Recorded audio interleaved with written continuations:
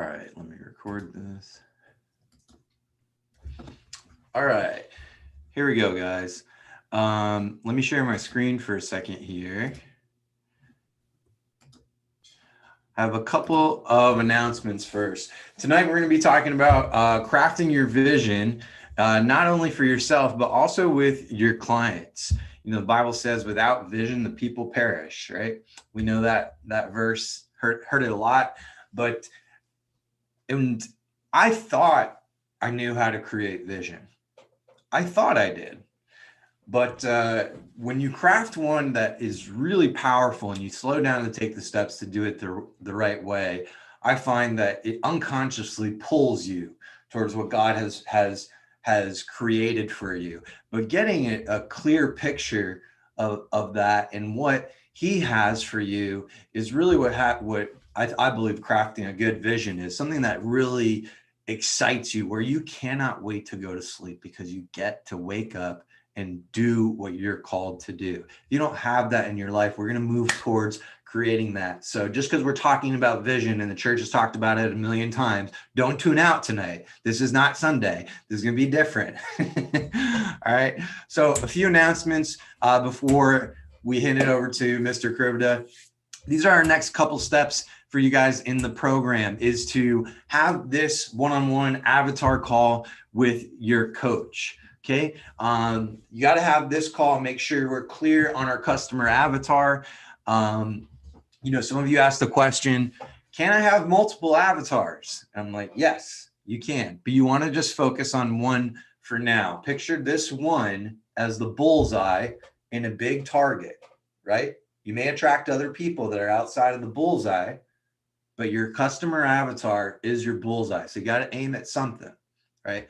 So do this call with your coach. And this is really a prerequisite to this creative strategy call. Okay. I believe Cindy is going to be doing these calls with us. And she's going on a little vacation this week.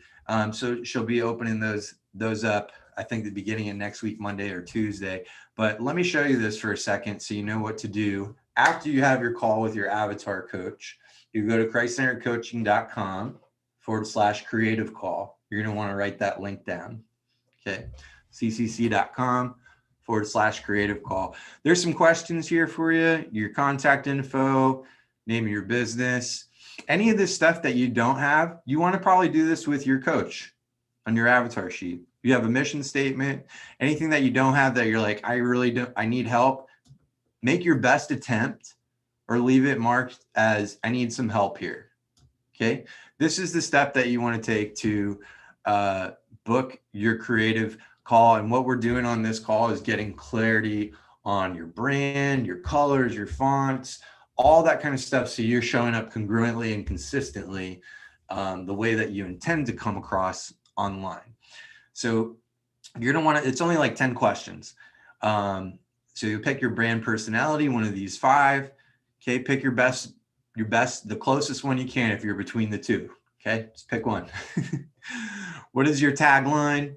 It's what you got so far. Okay. You're going to tweak some of these things with Cindy, but all of this helps us to provide the best quality experience that we can to make sure that you're going to have a crystal clear brand and that it's communicated in a way that it really resonates with the people that you're going after. This is why we're having us do the avatar first too.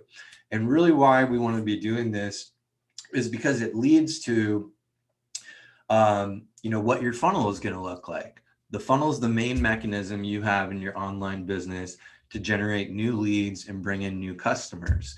Now, the places that we're marketing, YouTube, Facebook, a podcast, wherever, we want to make sure our brand is showing up consistently all over the place, that we're having the same message and we're talking to the same person all over the place. So that's why we're doing these 2 important steps right now. So it's not busy work. It's very intentional and strategic to what we're doing to build your business. So let me share those links with you one more time so you know what your next steps are.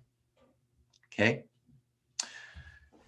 The worksheet for your avatar, christcenteredcoaching.com/avatar. You click it, it looks like this. I'd encourage you to download it. You want to download this onto your computer. Don't edit this in the browser because it's not going to save. Okay. So download this onto your computer, then open it, and you can edit like that.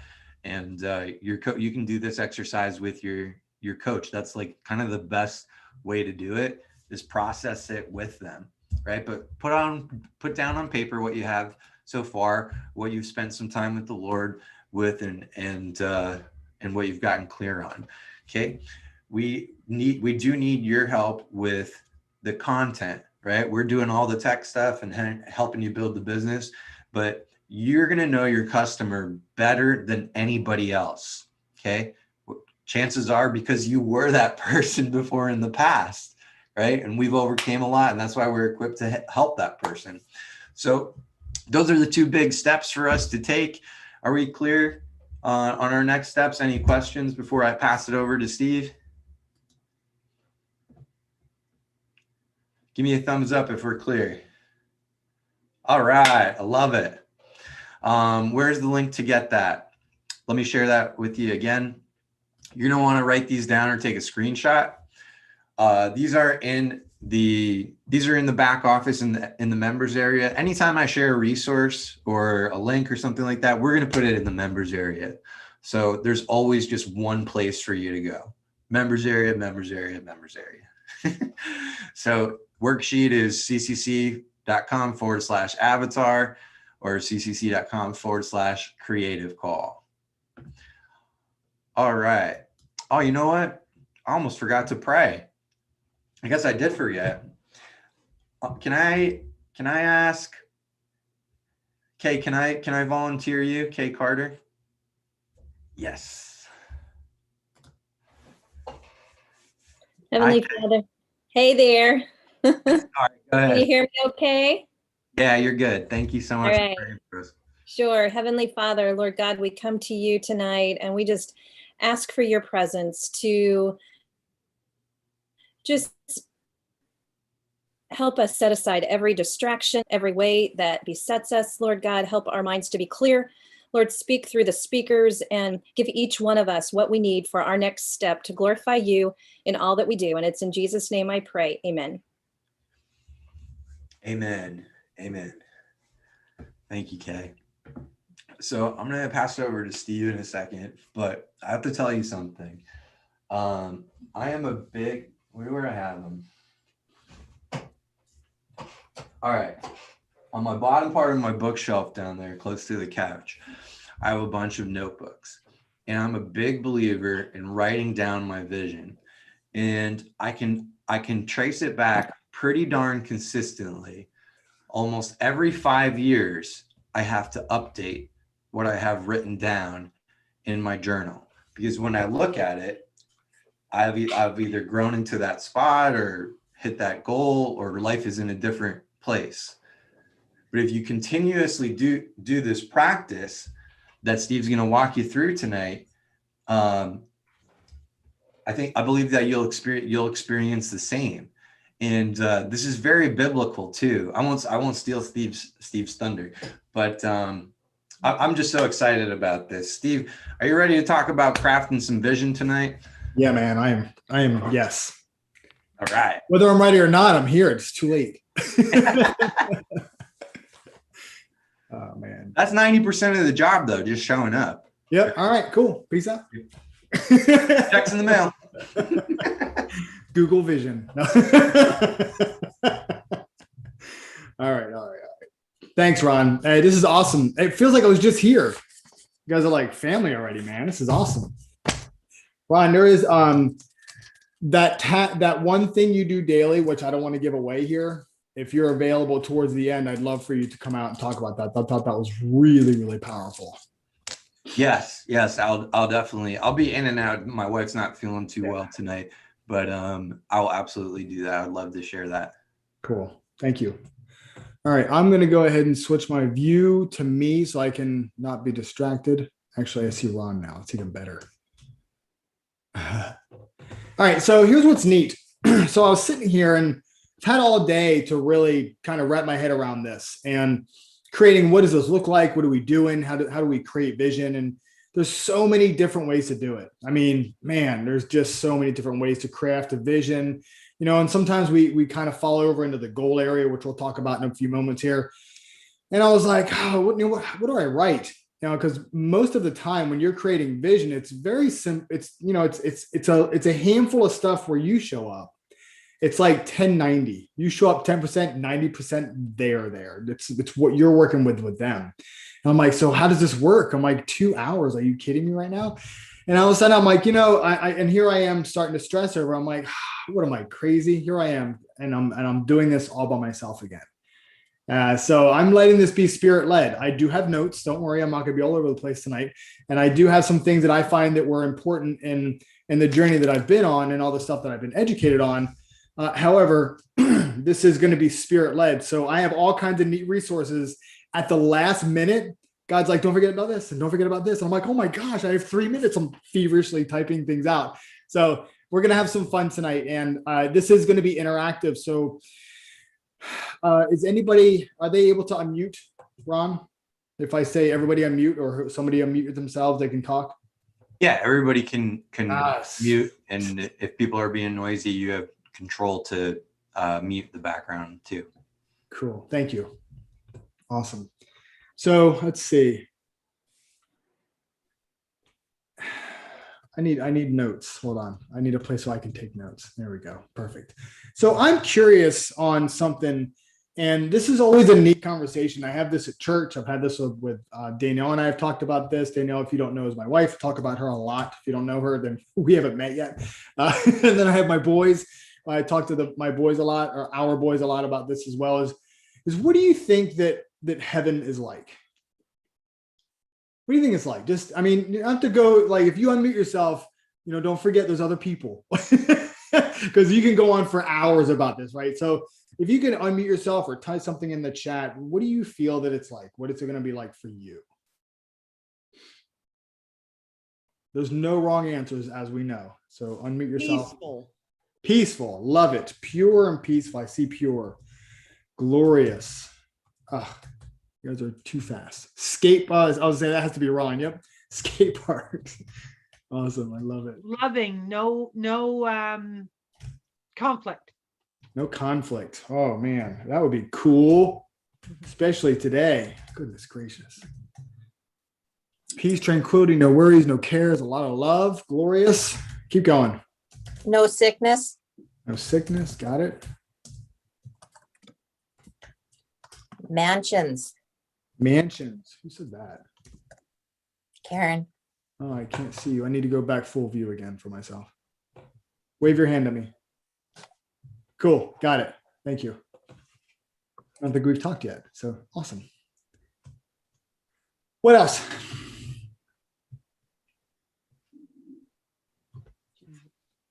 Probably should learn how to spell mansions. Yeah. There we go. All right. What else do we have? I have pure, peaceful skate parks. Loving, no conflict, glorious, no sickness, joy unspeakable, mansions. Yes. Who spoke? Lorraine. Yes. Hi, Jesus Lorraine. will be there. Jesus will be there. That would be awesome. Yeah. He did say that, didn't he? What else? Streets of gold. There we go. All right. Streets of gold. Overwhelming worship. Love it. Who wrote that? Is that Elisa? Where's Elisa? Wave to me.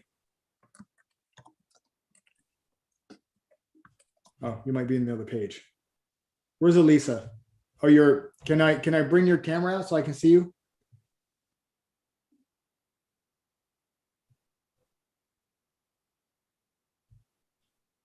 It's okay. If you can't come out, it's fine. So, all right. So just somebody describe to me what overwhelming worship would look like.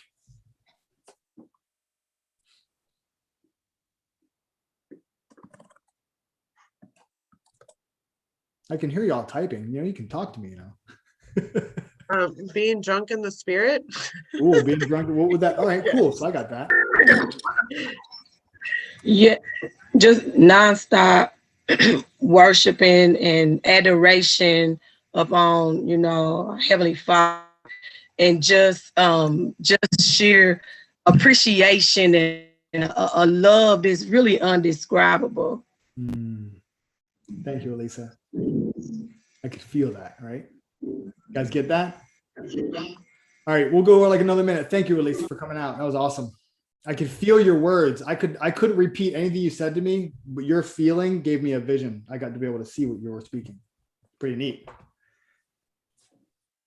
No confusion, ultra joy. Everyone on their knees and their faces, 24/7. All right, so where's Joy? Joy, describe to me what it would look like with 24 hours a day, 7 days a week. Angels are singing. We're hanging out with them, man. We are going off for God. Oh, to me, it just, I could see the angels standing on each side, the cherubims, and then the mercy seat. I could just see us all just gathered around and Christ and God sitting on the throne, and us just crying out, holy, holy, holy, because that's what the scripture says, and us just giving him worship, and it's loud and it's soft, and it's just a great place to be, like peace and joy and all the things that we've said. All right. Thank you for that. I mean, y'all are great at describing things. So I love, love, love. And don't stop in the chat, by the way. I want to know what you think you're going to see. And I know it's not even anywhere near what we can think. Like, as awesome as we can come close to fathoming, it's nowhere near. Like, we might as well just be looking at dirt. Like, it's nowhere near like our puny little human brains, right? So we start thinking about it. We have vibrant colors that are alive. Man, I can see that too. All right, cool. So if we have these mansions, these streets of gold, we have these pearly gates. We can see heaven is just there. There's no, some visual, right? See me looking? I'm looking at this, right? And you see angels, and I don't see angels, hanging out with their robes and doing harps. It's not what I see. What you see is what you see. I see something different. So I see angels around. They're praising God, and he's kind of hanging out in the streets. He's like, man, this is cool. Like, all right, this is awesome, right? And I, by the way, when God talks to me, it's very surfer-ish. So no judging my God voice, please. So when we're sitting there, right, and you have all this stuff, can you, when you stop for a moment, as you're walking down the streets, and I imagine a parade. It's like a daily parade. God comes through and he's like, yeah, this is what we've got here, right? And he's got his angels with him, and Jesus and God are hanging out, right? And we're watching this occur. Right? Can you start seeing this? You see the streets of gold, you see the angels, you hear the singing, holy, holy, holy, over and over and over and over. And it never gets tired of hearing it. It's not like church when you're waiting for the next song. It's just over and over and over again, right? And you're sitting there and it's overwhelming. And we don't know what peace feels like, because in order to feel peace, you'd have to feel the antithesis of it. So we only know what we're feeling. There's no sense of time. You're right on. Linda's reading my mind. There's no, we just see. When you sit in that place and you can feel and see what's going on, maybe you heard some stuff. I don't know, man. It's your own experience. What did that bring about for you? Give me a feeling, just 1 or 2 word feelings. You can unmute yourself or type it.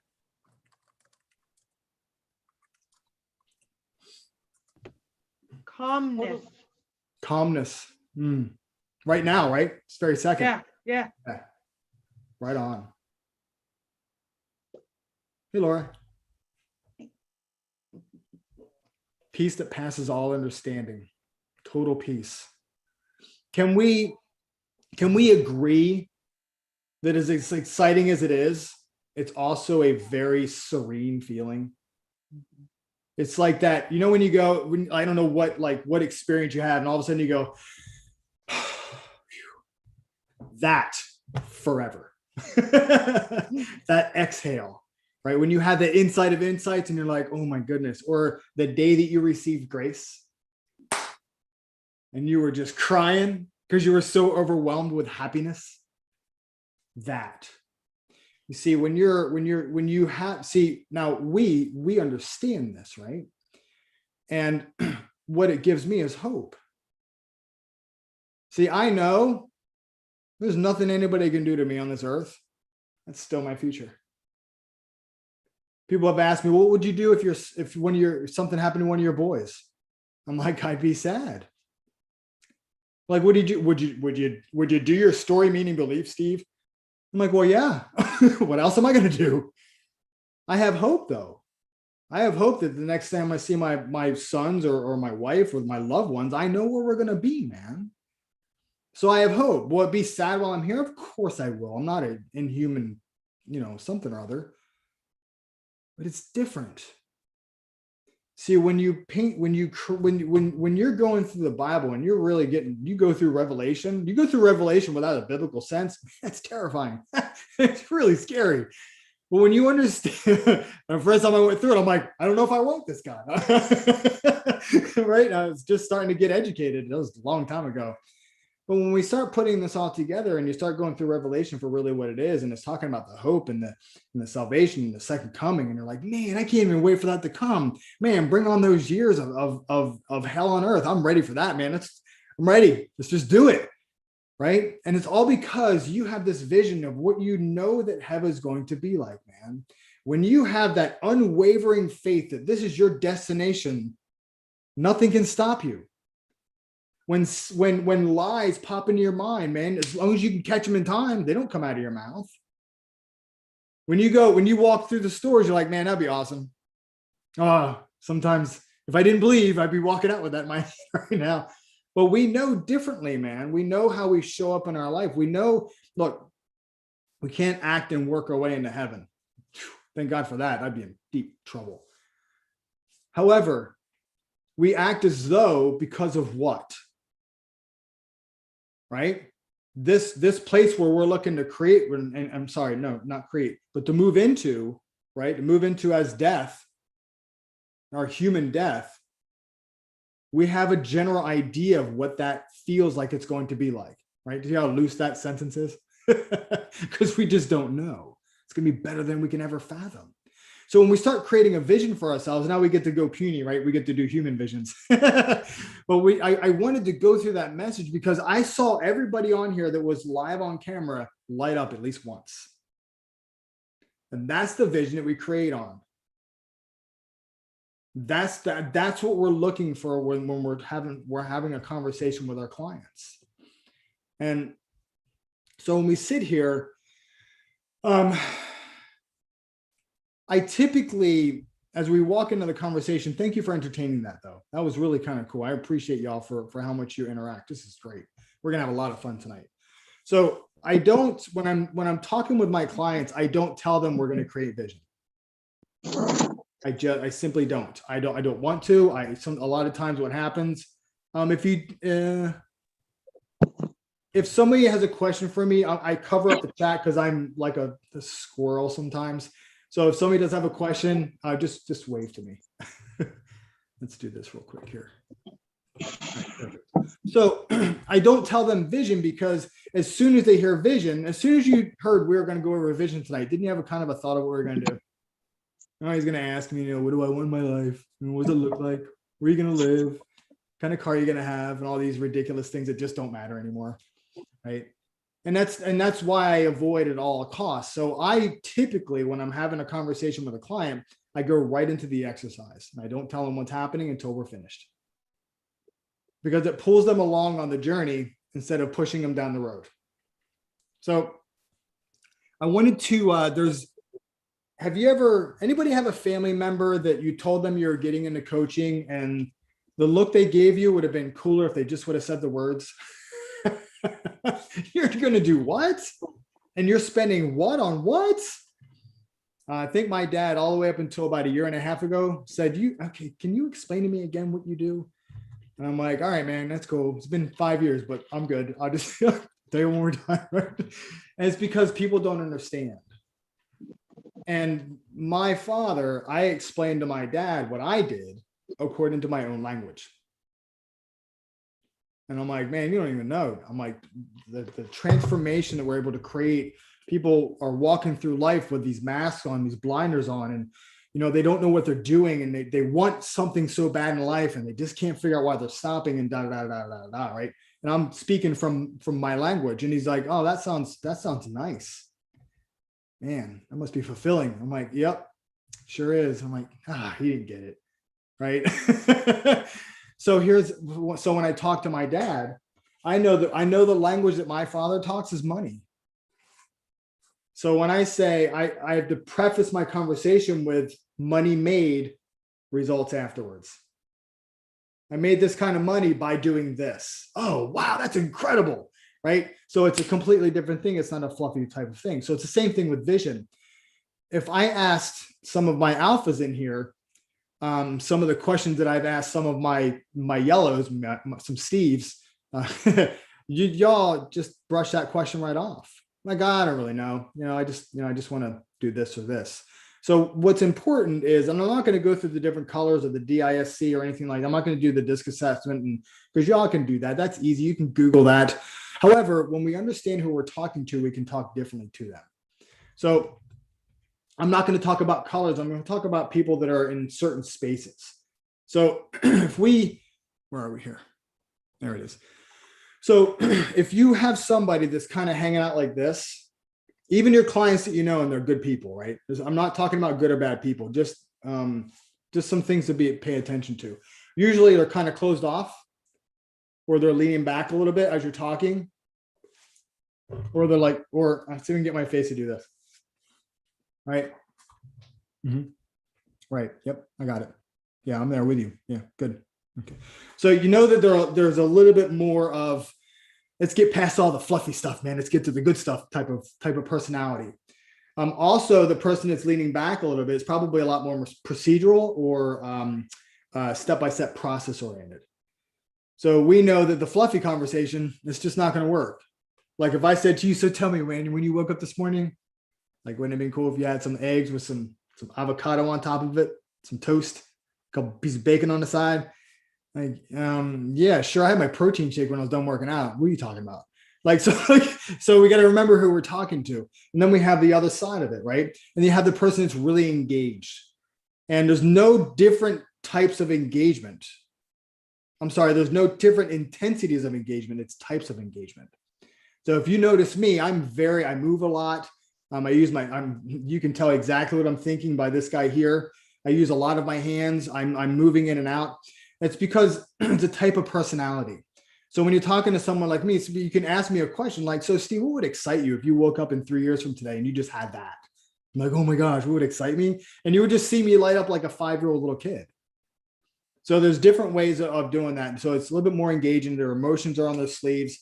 And you can tell by the way they pause and they get emotional, right? So there's different words we can use. I just want to get this part out of the way so we can connect with the person we're talking to first. The person I talked about first, the person that's slightly, it almost seems like they're closed off. It's not. It's just the way they're sitting. I like to preface things like, look, I know it's not possible to see into the future, but if you could create and see your future, what would that look like? So you kind of crushing off that limiting belief of, oh, come on, that kind of thing. So you allow them to, you're allowed to use the word, allow the word create to land in their lap softly. Stories work really well with that type of personality. You've got to keep them really short and they have to be spot on. Like my 5-minute stories, way too long sometimes. It's more like 30 to 60 seconds, probably max. So if you're talking to somebody about vision, say, it's really interesting. I remember back in 2014, in the beginning of the year, I had this thought, I wanted to be on stage because I wanted to be speaking in front of thousands of people. And so I wrote this thing down to the minute detail and all the way down to what shoes I was wearing, the lights, what they felt like, people saying my name. And then I stopped. So what was that, 25, 30 seconds? And I say 6 months later, I was on stage doing that exact thing, almost identical clothes. And I say, so you might want to kind of dial into what we're doing here because this is a very powerful exercise. And if you hear how my voice shifted from having a good time to getting very postured because I want them to hear me how they listen. So hopefully that makes sense. This does take practice, by the way. You'll mess it up. It's cool. I mess it up all the time.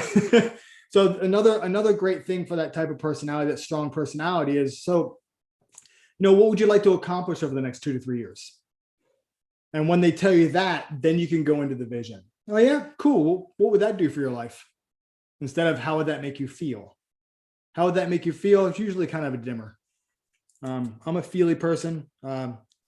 I crack up because my wife is the person I'm talking to first, and I'm the very person that's second. We have great fun conversations. So when you're talking about the second personality, the one that's a little bit more open and talking and boisterous, it's more like, all right, so today's Monday, right? So say you had your ideal word. This was your ideal word. You're living your best life right now. What'd you do? What was today like? Describe that. Paint that picture for me. Tell me what's going on. What do you see when you close your eyes? And they'll tell you. And you can go deep with them. We'll go deep a little bit further on in here. But if somebody describes their lunch to you, I'd be sitting at Monte Cristo, be having a big steak, or maybe a 6-ounce filet. What's that one? Wagyu? Is that it? Is that the one? Man, I've had a Wagyu burger before. Those are delicious. Anyways, Wagyu steak. And I'm like, all right, so close your eyes for a second. So what does it smell like? Can you smell it? Is it wrapped in bacon? Where are you in a restaurant? So like you can really get that person in that space. It's really kind of cool. All right, does that all that make sense? Okay, great. That's easy stuff. Okay, so understanding the greatest thing about understanding vision is you're not tapping into the logical mind. So if you want to make logical sense of it, let's just take that and put it on the curb for right now. This is all subconscious stuff, right? So understanding that when you're creating and speaking vision, it doesn't know time, doesn't know space, it doesn't know reality. It only knows what you tell it's real. It's your imagination. You get to tap in. By the way, when you're having somebody, you're talking to somebody, a really good thing to do is you can start with, and I didn't write this down, just popped up in my mind, is let's use your imagination for a minute. And their 5-year-old self pops up. Really? That sounds like fun. Let's do that. Right. So you want to get them in that play mode. So I want to, Napoleon Hill talks about synthetic imagination versus creative imagination. So I basically copied and pasted it right out of his master key. So I did not want to mince his words because they're so powerful. Synthetic imagination is through this faculty, one may arrange old concept ideas or plans into new combinations. This faculty creates nothing. It merely works with the material of experience, education, and observation with which it is fed. So it's something we already know. It's a faculty used by the inventor with the exception of the who draws upon creative imagination when he cannot solve his problem through synthetic imagination. So what's interesting is this. It's like, what would be a good one? Oh, that's a perfect one. It's like the Wright brothers who created the plane, or the ones that first flew, right? They didn't invent the plane. They just made it better. They made it work. They made it work. That's all they did. The creative imagination were the people before it. Going as a bird. I bet we could do that. And then they started creating from there. So they created their vision. Creative imagination, through the faculty of creative imagination, this is where it gets awesome. The finite mind of man has direct communication with the infinite intelligence. Now, if that doesn't tell you where we get to hang out, I have no idea. Like, am I the only one that just got goosebumps? It is the faculty through which hunches and inspirations are received. It is by this faculty that all basic or new ideas are handed over to man. So what he's saying is we're getting our insights our vision insights from the Holy Spirit. That's why it's so important for us. I love the 2 words, be still. It's so important to be still. I actually did my journal in here this morning so you can see. 10 minutes, man. It's either with I don't on practice days it's difficult because I get the boy we leave the house at 5 and change in the morning. But this is all 10-minute little conversations with God. It's 10 minutes, man. I get to hang out with him. This morning, I don't know what I asked him this morning, to be honest with you. Oh, I just told him, I said, I feel you working in my life. I had sat in procrastination this week. He's like, what happened? He coaches me. I said, I stepped away from my 196 sheet that I told you guys I was going to do. And he's like, okay. I said, it's funny. I found myself searching for excuses and came up empty. And he says, I hear your mind around fear, and I'm only going to respond with 2 words: seek me. See, when we stop for a few moments, man, right? I know, right? Thanks, Cheryl. So like when we sit back and pull back for a moment here, and we actually have an opportunity to tap into the infinite God. So I call these God insights, where God is truly speaking the power of creating in your mind. So this is where we get to have some fun. Now we'll go into some stuff. I am going to need somebody to come out and play though. So not yet, but just think. Do you remember when you were a kid? Like, remember what you wanted to be? Does anybody remember that? For me, it was a while ago. I think I wanted to be a policeman. That was one of them. I wanted to be an astronaut at one time. Yeah. And what's really kind of neat about that is this. Human brain does not know the difference between imagination. Oh, no, it does not. Isn't that cool? We get to tell it what is real. That's what I love about our mind. Here's the thing. We know God is real because we speak him. That's why God is real. We speak word. Other people that don't get it, they speak something different. So we believe reality because we talk reality of God. So back to what I was saying. So back to what we're talking about here is that like you had this imagination that you did this. Like we did Cops and Robbers, and we played Army when I was a kid. And I'll tell you what, man, I was a 19-year-old kid in that little 5-year-old boy's mind. We had a little, we had a little, back when you could have people play machine guns. And like we played real stuff. We had empty hands, but we could throw grenades and we blew up. It was just really cool because we used our imagination and we thought it was real when we were back then. It's because we had unrestricted imagination. We didn't allow our stories and all the disbeliefs and all the limiting beliefs to stop us from actually listening to what God is telling us to do. I'll be honest with you, I really think this is why Jesus is drawn to kids, because they aren't where we are yet. I have a 13-year-old boy who runs track.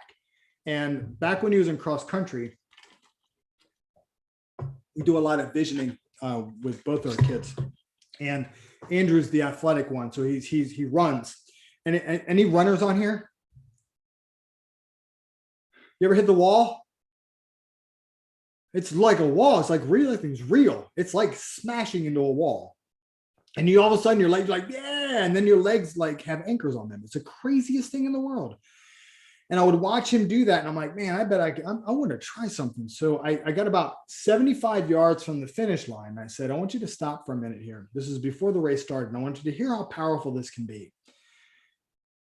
I said, I want you to stop here and I want you to take a deep breath in, close your eyes. And when you open your eyes, I want you to only see straight. I want you to see the grass and I want you to see the finish line, and everything else is blur. So he opens his eyes and he says, I got it. I said, great. I said, do you feel that energy welling up in your body? He's like, yeah. I said, do you feel like your legs want to take off without you right now, this very second? He's like, yeah. I'm like, that's the energy you're going to have when you come around this corner. And he's like, okay. And I said, I'm going to tell you, I'm going to speak the word rocket, and you're going to take off like a rocket. And man, that kid came around the corner. He was running, back then he was running a 3K. So it was 2 point something miles, not super long, but he was a 5th or 6th grade. 5th grade. He comes running around a corner and I was like, oh no. I heard this word. I'm questioning it, right? And I look at him and he's wiped, and I said, and he comes up next to me and I go, and I look at him, he's about 10 feet away, and I go, you ready? And he looked up at me and I go, take off like a rocket. And that kid, like a rocket, took off down. that straightaway. And he passed like 2 or 3 more kids, and I don't remember what place he came in. Well, we started making that a common practice. He just won first place in the 4x4 high school relay. He's in 7th grade. So that's kind of cool this past weekend. So what's interesting about that, and I tell you that on purpose, because our mind will help you overcome what we think is happening every single time. So when I started, and other coaches are like, hey, what happened? And I'm like, it's just neat stuff. Mind your own business and go hang out with your kids. I'm just kidding. I tell everybody how to do it. So what's interesting is when we tap into this infinite power that God has given you to have vision, you can start accomplishing things that you thought were impossible. Does that make sense? All right, cool. And we're doing great on time. So the difference, and I just wanted to go through this, and then we're going to get into some exercises, and I would love for somebody to play. So the difference between life vision and long-term goals. Goals are individual experiences, and I just read this. I'm just going to read this out loud. Goals are individual experiences and accomplishments you strive for. The vision is the bigger picture. So it's quite simplistic. You reach the goals that get you closer to your vision. Your life's vision defines who you want to be, what you want to be known for, and the set of experiences and accomplishments you aim for. Your vision helps you define the goals by giving you a framework to evaluate those goals. The vision, how it creates the pull, talk to the subconscious mind. That's exactly the way it works. Anybody grandma's bake cookies, right? So Joy, you can just, what'd she bake? She baked spice cookies. Spice and they would smell the whole spice. Oh man. All right. Yeah. That's a good one. So just for a second, did you smell Oh yeah. Yeah. them? It's incredible. Thank you for that. That was perfect. Awesome. Yeah. So that's perfect. So what we get to do is when we're having a conversation with our people, we get to take them there. So when I'm talking about vision with people and I'm talking about anchoring emotions, that's how I tell them, just like I just told you.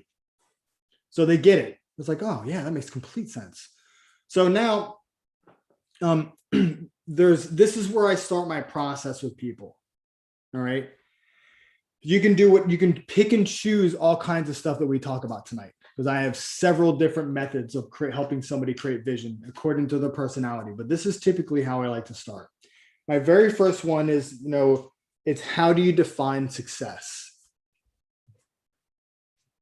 So if you all want to type it in the chat, I get to catch up. This is powerful. I love the brain. Oh, me too, man. Using imagination heals trauma. You're not even kidding. So definition of success. What is it?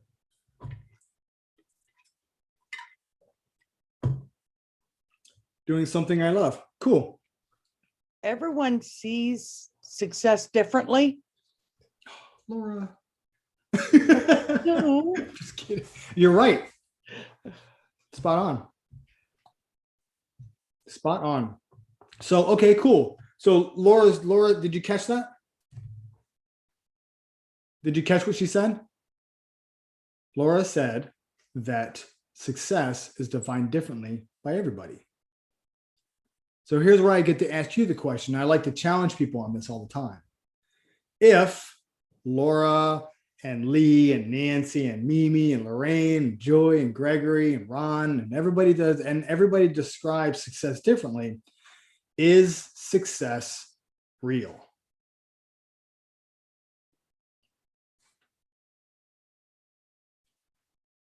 I'm not baiting anybody. I was just curious.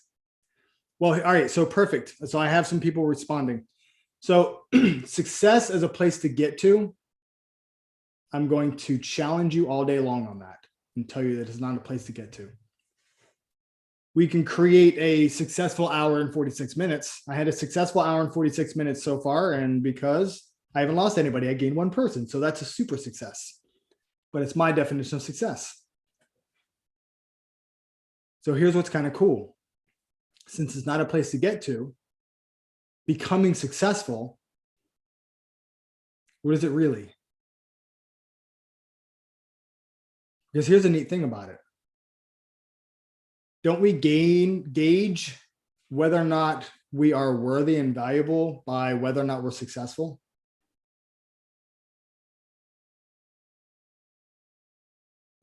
Because That if you depends on how you define success. who said that? Wave at me. Oh, hey, Gregory. Yes. Well, if success is a place, okay, perfect. So here's the question then. Thank you, Gregory. You're like segueing me, man. So if this is the point of success, you're going through life and you hit the success. Well, are you not a success up until this point? I'm a success all the time. So here's what's interesting. So if I said to you, the number on this check that's been sitting up, I'm getting ready to throw it in the garbage can. I like the guy who gave it to me. If I said this number on this check is a day that I become successful, that's what determines I'm a successful coach. Am I not a successful coach yet? See, we make up this place to get to for success. This helps, by the way, it's helping your clients free their mind from limiting what their vision could be. When we create a place to get to, it's always a standard, ideal, or comparison.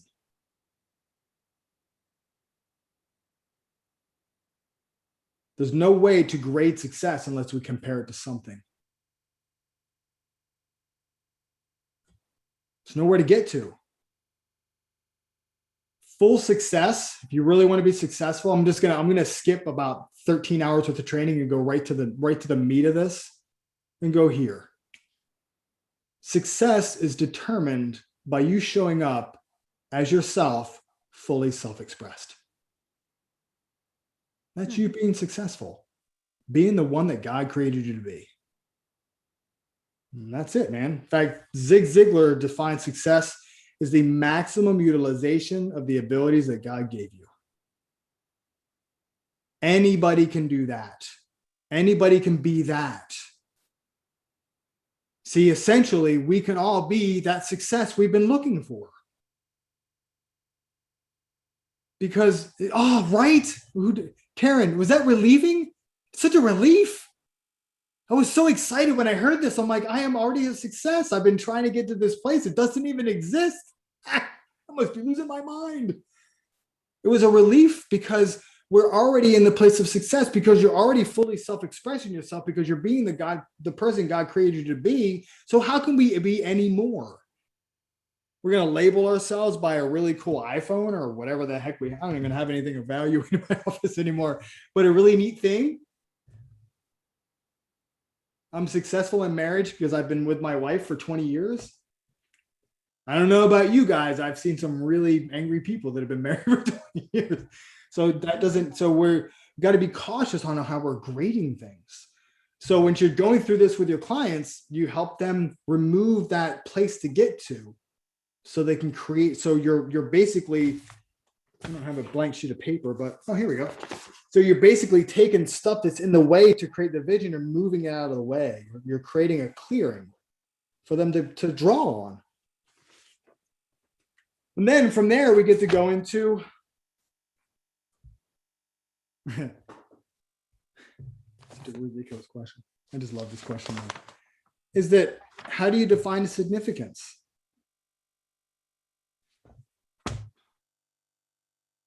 Because we have all kinds of neat things. Comparison can be toxic. Man, it's poison. Because it always starts out with good intentions, right? Thank you, Alyssa. That was good. So with significance, how do we grade significance? How do we define significance for ourselves? You know, I felt significant before. I feel significant right now. I got a couple of smiles tonight. I feel kind of good right now. It's nice. But before then, I was a stressed out mess. But significance, when we start thinking about it. So I'm gonna go through this one because just for time's sake. Significance, this is Tom Ziegler. As you know, I'm certified through him, so I use a lot of other stuff. It's nice. Significance is when you help others. So by the way, hear yourself here. Significance is when you help others be, do, and have more than they thought possible. So welcome to the land of significance. So far, you're already super successful. and you're already super significant. So way to go, guys. This is amazing. You guys are incredible. Now, this is where we get to have fun. We get to start defining our legacy. Now, this is where the vision starts coming in. Now, legacy is, I'm going to describe what Tom talks about on legacy here. He says, legacy is teaching and transferring the habits that build character, integrity, and wisdom, which will ripple through eternity. And that's what he talks about legacy. It's really strong. So what I love about this is now we get to kind of start pulling this apart, right? So I'm going to be open for people to participate on this part, right? So some of these are short questions. If you need me to type them, or somebody could be incredible and type them in the chat, I'd be super excited. What do you want to be known for? It's a very, very powerful question. This is forecasting out. Thank you, Lee. So what do you want to be known for? Let's play. Somebody come out and play a little bit. Yes, Lorraine. Freeing women from the pain of relationships, Awesome. bringing them to forgiveness, Bringing them to forgiveness. helping them. Yeah. Right on. Helping them clear that path, right? I like it. Yeah. Thank you, Lorraine. By the way, thank you for stepping up after our last call and writing inside the group. It took courage. It's awesome. Thank you. Somebody else unmuted themselves for a moment there. I want to be known as the go-to parenting expert of the day in church. Of the day? Yeah. Okay, cool. Can you elaborate only on the day? Well, I wasn't here in the past. I'm here now. All right. So- On. Cool. So here I am in my time here on earth. And of course, I do want to leave a mark that will affect future generations as well. Yeah, so. Awesome. I like it. I do like it. We have a lot in common, you and me. Yeah. Thank you for that. You're welcome. At least in that space. That's cool. All right. Thank you, Amy. What else? Who else? What do you want to be known for? By the way, you should be writing these things down for yourself as well. Steve, I want to be Hi, Mimi. known.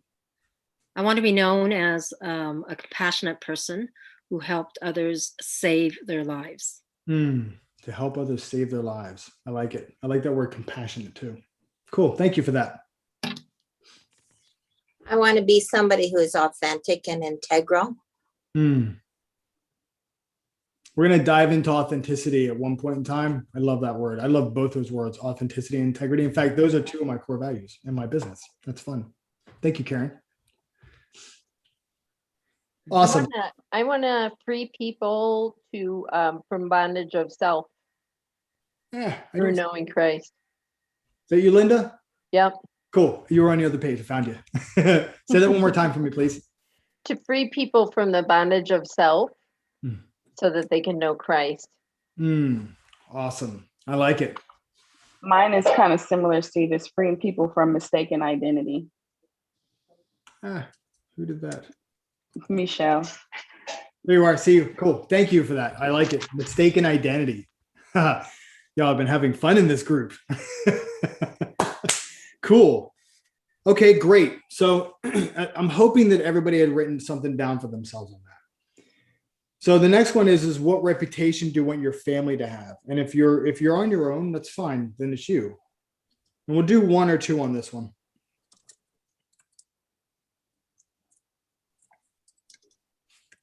Steve, Yes, I'd ma'am. like to be known for integrity. Awesome.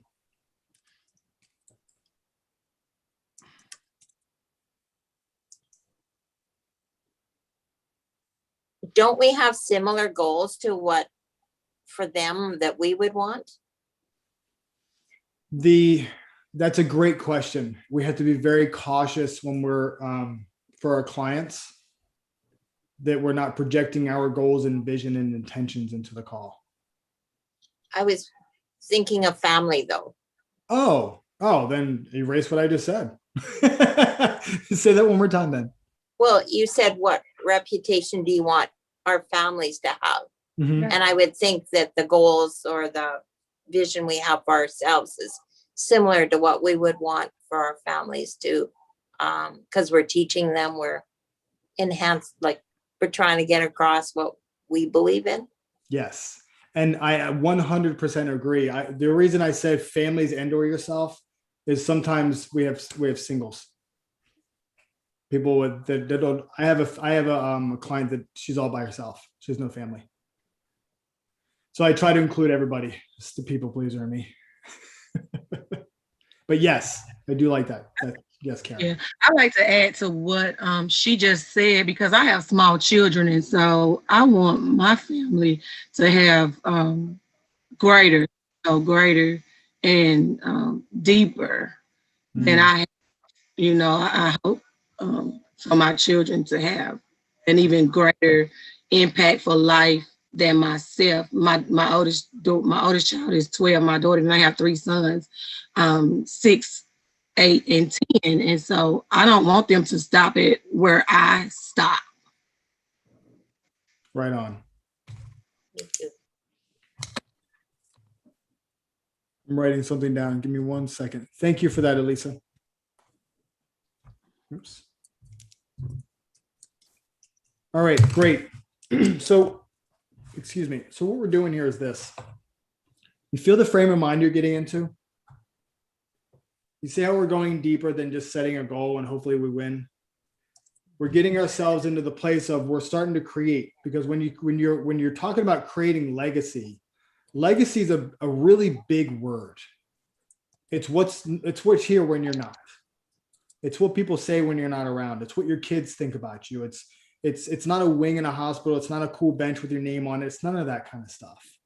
It's what we get to pass from generation to generation. That's our legacy. So that's coming right back to what Karen was talking about and what Lisa was talking about. It's what we're giving. So when we start creating this now, when you're having your conversation with your person, you're starting to create vision with them. It's like, all right, cool. So now I get what's important to you. So now what do you want? Sometimes I'm just straight out, what do you want? You're like, well, what do you mean? I don't know. How do you hear the question? Because one of the things you'll hear in any of the questions that I ask, I like for people to elaborate on 2 things, either what they're saying or what they hear from me. Because what we initially hear sometimes isn't what we actually heard. It's what we think we heard. It's kind of like when Karen said what she said to me, I immediately thought I knew what she said, and I was totally wrong. And that's okay. It's all right to just go, you know what? Completely, I had no idea what you're saying about, apparently. So can we just start over again, please? And just come out from a place of humility, because you're inviting them to be humble as well. So what do you want? So, some people are like, well, I'd like to have peace. All right, well, what does peace look like to you? What would have to happen in your life to create peace? Because I don't want to know what's not peace. It's easy. Go outside. Go online. Go on social media. That's easy. But what would have to happen in your life for peace? And for everybody, it's different. So there's a couple of different ways we can do this. We're so good on time. This is so awesome. So who wants to come out and start? Who wants to come out and create something with me? I will. This is Linda. Hi, Linda. I'll step out. Let's create. All right. Let me create a new space on my paper here. If you're not, one of the things that if you don't know how to type well, learn. Because when you're having a conversation with somebody and your hands are on the keys and you're like, they have no idea that you're typing and you're with them. Because one of the things, because if you notice, I wear glasses, but it's 2 separate distances from here to my desk. So I tend to do this. And as soon as I do that, look how disconnected we are. And when you're talking about something that's so near and dear to somebody's heart, like their vision or the rest of their life, you want to be with them as much as you can. If you can't type, it's perfectly fine. I would highly recommend getting a blank sheet of paper and make sure your ink is out and just do the best you can, like keeping notes. So, Linda, have you ever created vision before? Kind of vision boards, stuff like that. Cool. So let's pretend we never talked about vision today. Okay. Can we do that? Okay. Cool. So there's a few different ways to do this. What do you like to do for fun? I like to ride my bike. I like to walk my dog and toss a ball to him. I like to paint. I like physical activities. So exercise. What else do I like to do? Oh, I've been learning to play guitar since COVID. Yeah, so yeah, I like to create. Awesome. So since I don't know Linda, I had to hurry up and get to know her. when you know what people do for fun, you get a general understanding of what their personality is. Now, yeah. So what's kind of neat is, except for the whole guitar part, we had everything else in common. So this will be a fun conversation for you and me, right? And you smile a lot, so we're going to get along great. So what I would do is I was coming into the call, now that I have a general idea of who I'm talking to, there's a couple different ways we can handle this. Now, all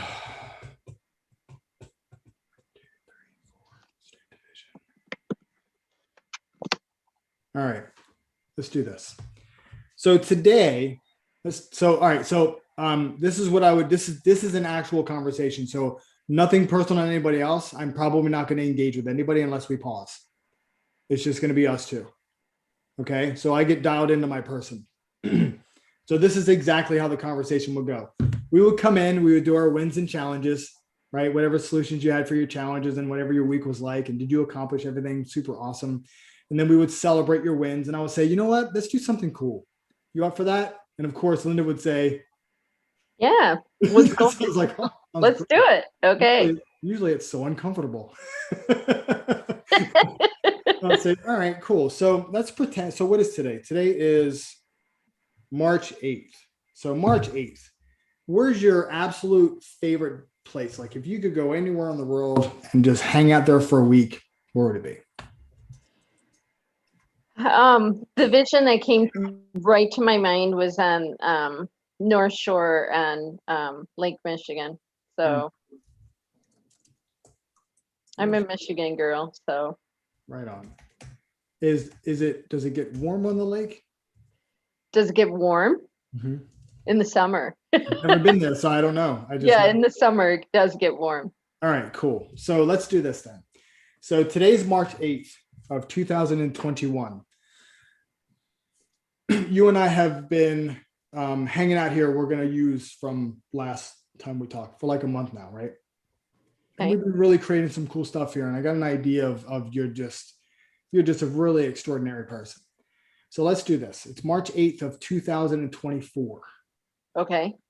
And you're hanging out in Lake Michigan. It's like August. Hotter than Hades out, right? You're just hanging out, considering going in the water. You've got your favorite drink in your hand, whether it's a water or coffee or something different with a little umbrella in it, whatever your thing is. And you're just chilling.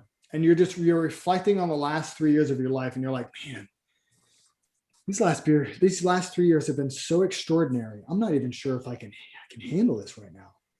And then you look up, and for some ridiculous reason, you see me walking down the beach with Danielle and the boys, and you're like, Steve? And I'm like, Linda? And you go, what are you doing here? And I said, well, remember like 3 years ago, we're having that conversation. You were telling me about Lake Michigan. And you go, yeah. I go, I've been dying to come here, and I decided to come here this weekend. And here you are sitting here. What are you doing? And you said to me, it's funny that you said that. I've been sitting here reflecting on our conversations from back in 2021 and thinking about this extraordinary life that I've been living. And here you are. That vision thing is insane. And I'm like, and I go, really? And I go, babe, give me like 10 minutes. I'll be right there. This is Linda. It's the one I was telling you about, right? Yeah. So Danielle and the boys they go in the water, and I hang out with you, and whatever you have, I'm like, I want one of them. And we sit there, and you get to tell me how extraordinary your life has been for the last 3 years. So as you're describing this to me, this is what I have been doing. This is what I have created. This is who I hang out with now. And this is where I have been. So tell me about your extraordinary life for the last 3 years, Linda. Oh gosh. My extraordinary life would be Pause. having My extraordinary life has been. okay. You're all the way up you're in 2024. I have been having better work-life balance. I'm not in the grind, and what I'm doing is like freeing people, and they are coming to know Christ. And like when I'm talking to them, it's like the time I got saved over and over again. And I just keep repeating that over and over. And I'm just fitting in all the things that I love doing. I have a new dog friend for Oliver. And those two are just goofy little critters and just crack me up all the time. And I'm doing my annual biking thing called the Zootamac, and spending time on Mackinac Island. Afterwards, just really enjoying that experience. And I have a winter place down in Florida near my sister and her family, and I met somebody really special, and we're just really getting along, and we're just serving the Lord, and just coming to know the Lord, and just enjoying life and being present for life.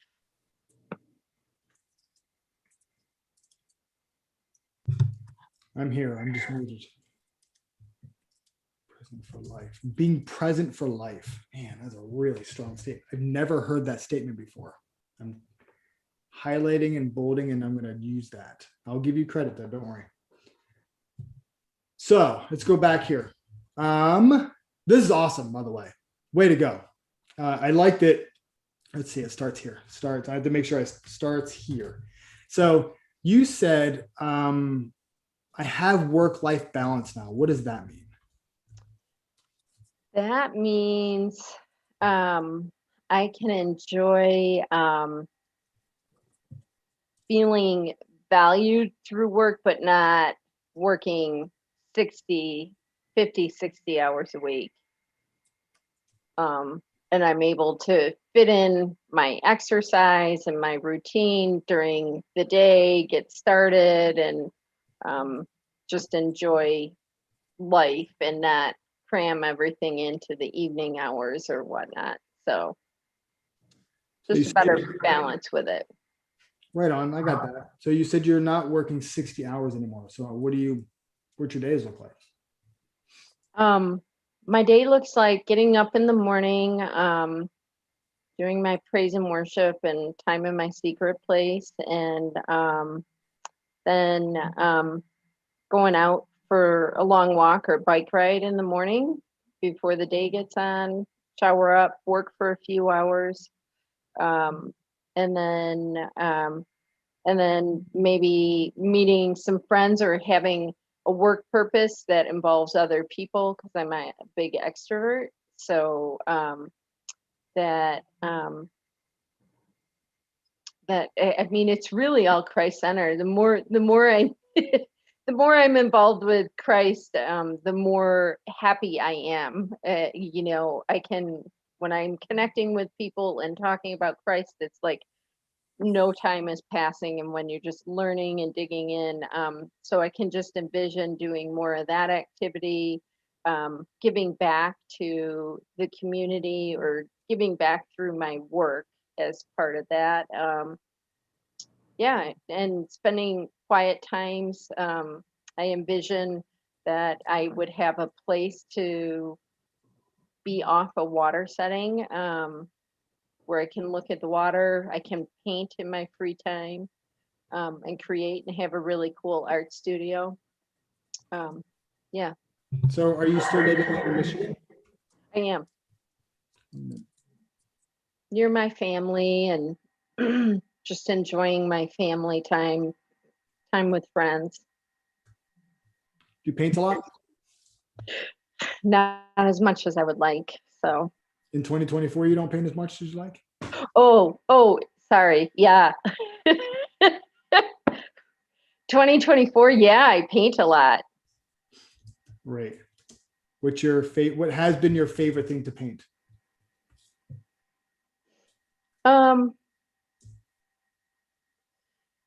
My favorite thing to paint is really, it's more about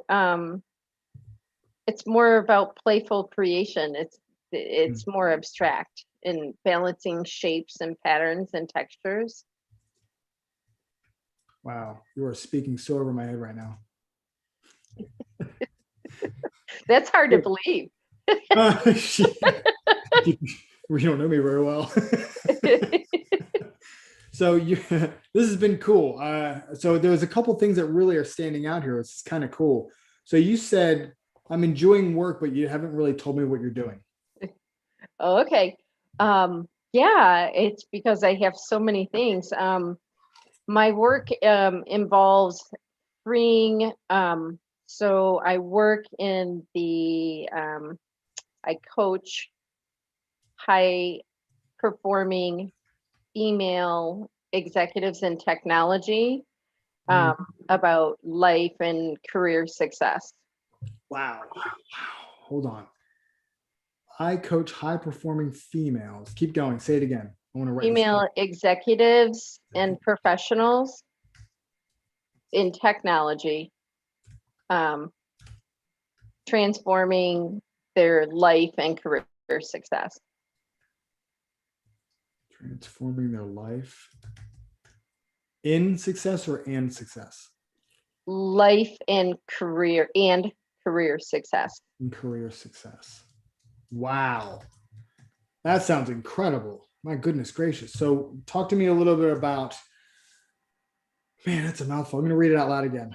I got to absorb it. I coach high performing female executives and professionals in technology, transforming life and career success. Man, that's out of the park. So anybody I know, or you know? Yeah, I mean, it's really women in technology. So I don't know if you know any women in technology, but yeah, the whole point for that is a lot of these women are just really competing in a man's world, and they have become workaholics, and they've kind of tried to please everybody, and they're looking for validation outside themselves. And so they have become kind of a slave to pleasing everybody and pleasing the world, and not really tapping into their purpose that God has set up for them, and freeing themselves from this bondage of themselves. And I kind of said that earlier, like I want to free people from the bondage of themselves. Some of them gotten into, different types of escape mechanisms to cope with all of the pressure that they're having. And just to see them kind of light and know who they are as a child of God, and to know that they don't have to perform to gain his approval or anybody's approval, and to be more present in their lives to enjoy it and really release all of these competing conflicts with the world and themselves. That's awesome. What's that like?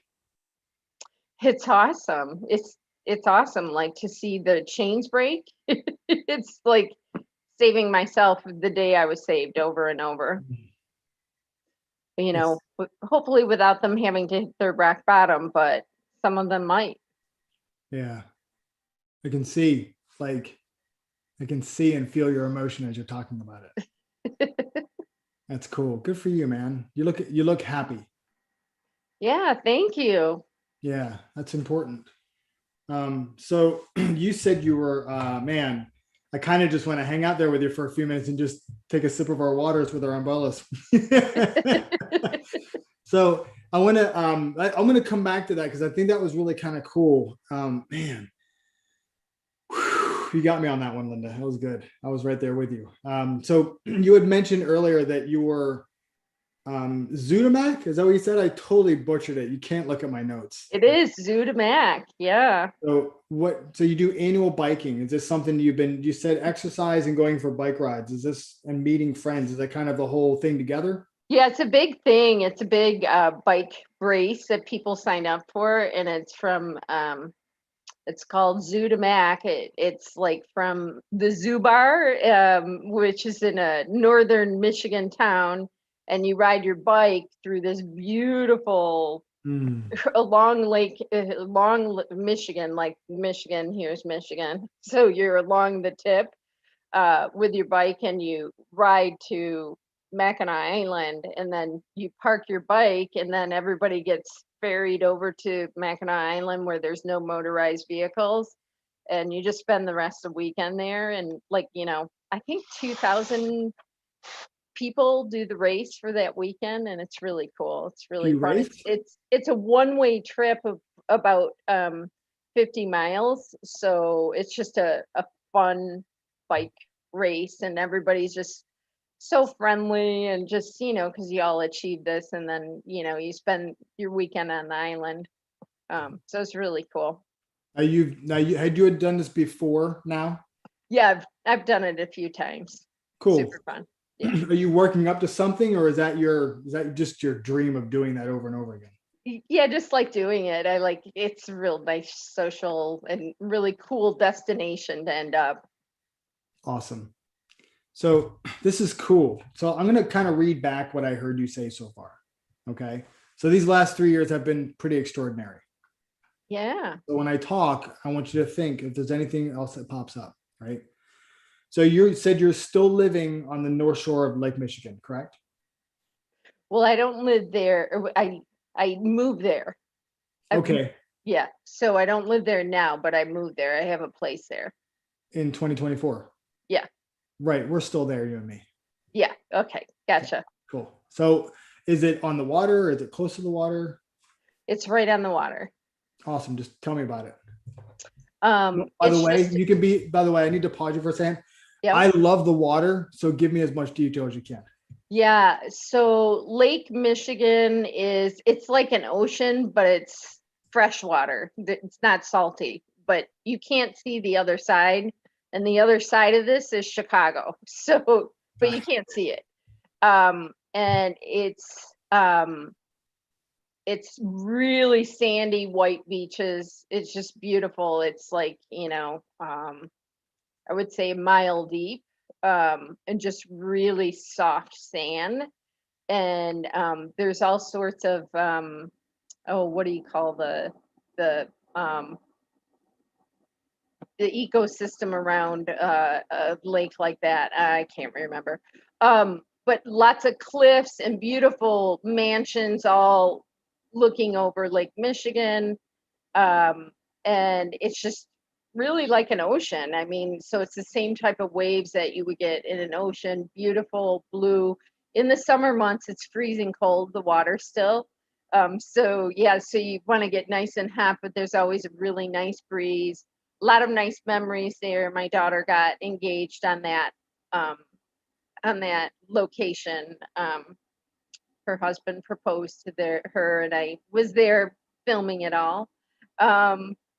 And so it's just really quiet. It's not overcrowded, just a lot of families. And it is a public access beach, this particular one I'm talking about, but it's not overcrowded. Not a lot of people know it. It's in Grand Haven, Michigan. Yeah. Wow. Because I'm a saltwater ocean person. I've never been on a lake that big. Is there a certain smell? I know with salt, you can kind of like salt and fish. So is it? Yeah. Yeah, it doesn't smell like that. So it smells like beach though. So it does smell like beach, and you just always have a nice breeze growing through. You never really get overly hot there. It's just a perfect type of setting. Yeah. Like lotion? Pardon me? Like lotion? Like Yeah. like a copper tone? This was way back in the day, right? Well, they actually have beach perfume. Have you heard of that? They have beach and it smells like a beach. So Oh, no kidding. That's funny. no, I'm not kidding. I heard that. I think I heard it on a television show. I thought it was a joke. That's funny that you just confirmed that it wasn't. It's awesome. All right, cool. So, okay. So now you're sitting on this beach, right? You have your home. Is it a cottage, two bedroom, 3 bedroom?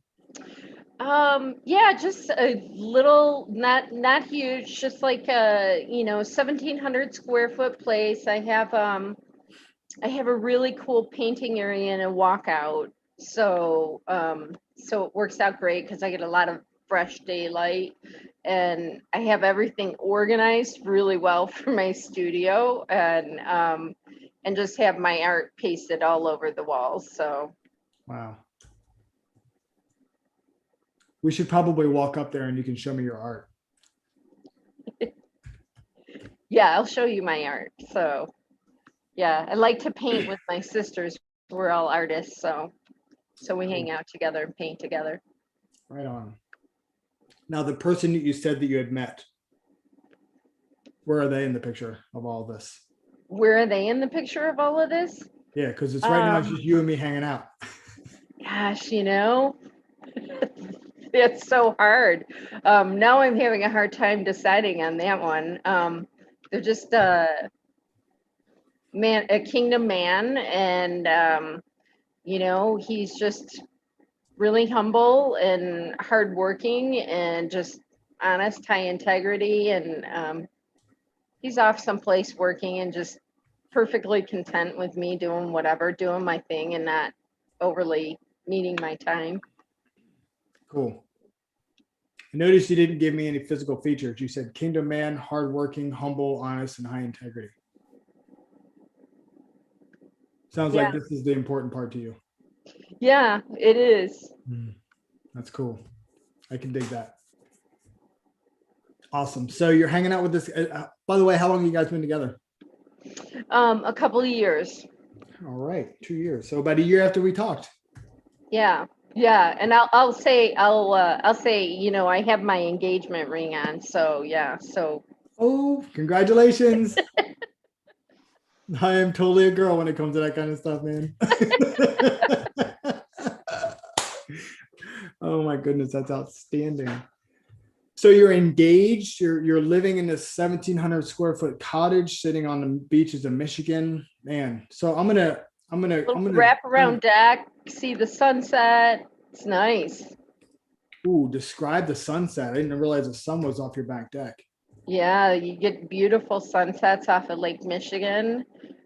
Just beautiful colors. Something I can't even recreate with my own palette. So it's just God's palette is just magical.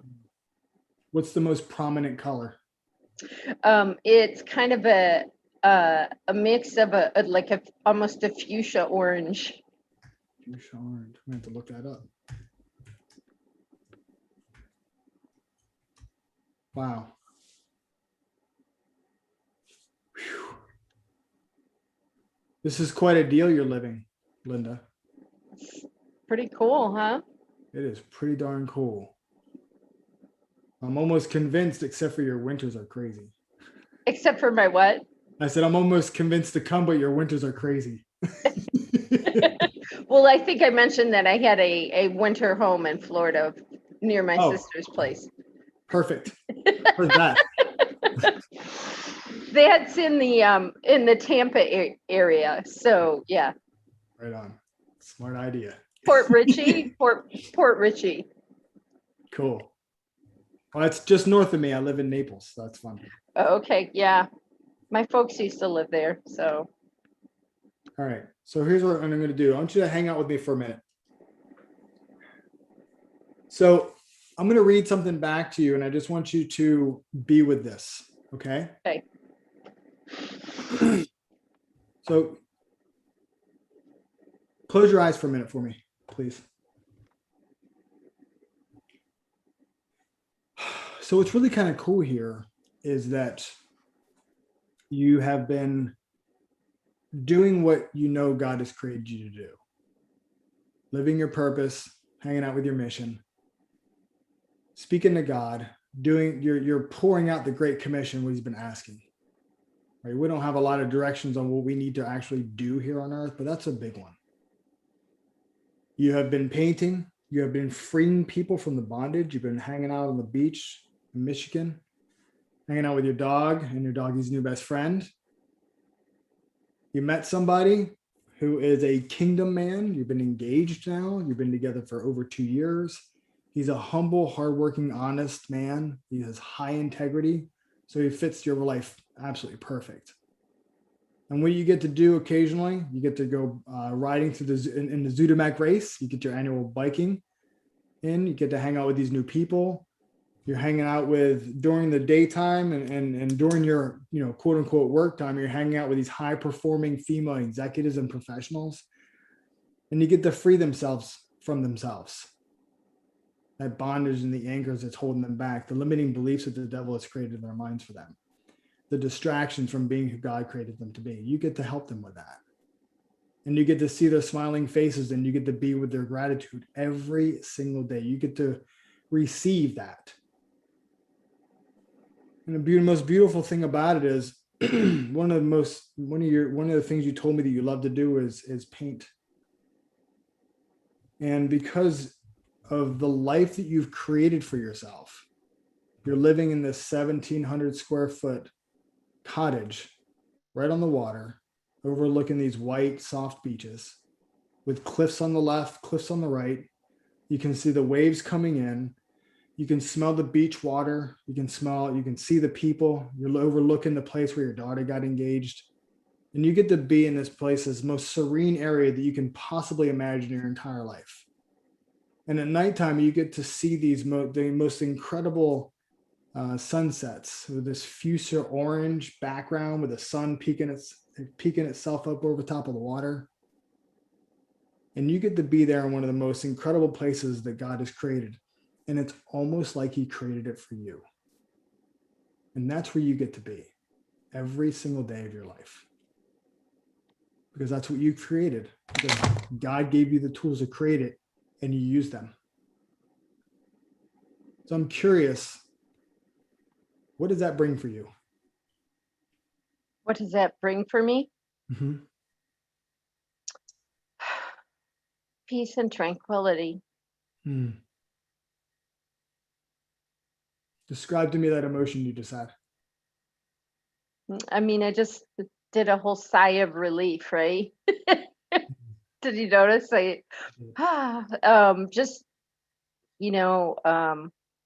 Just being my most authentic self, not having to put a mask on anywhere.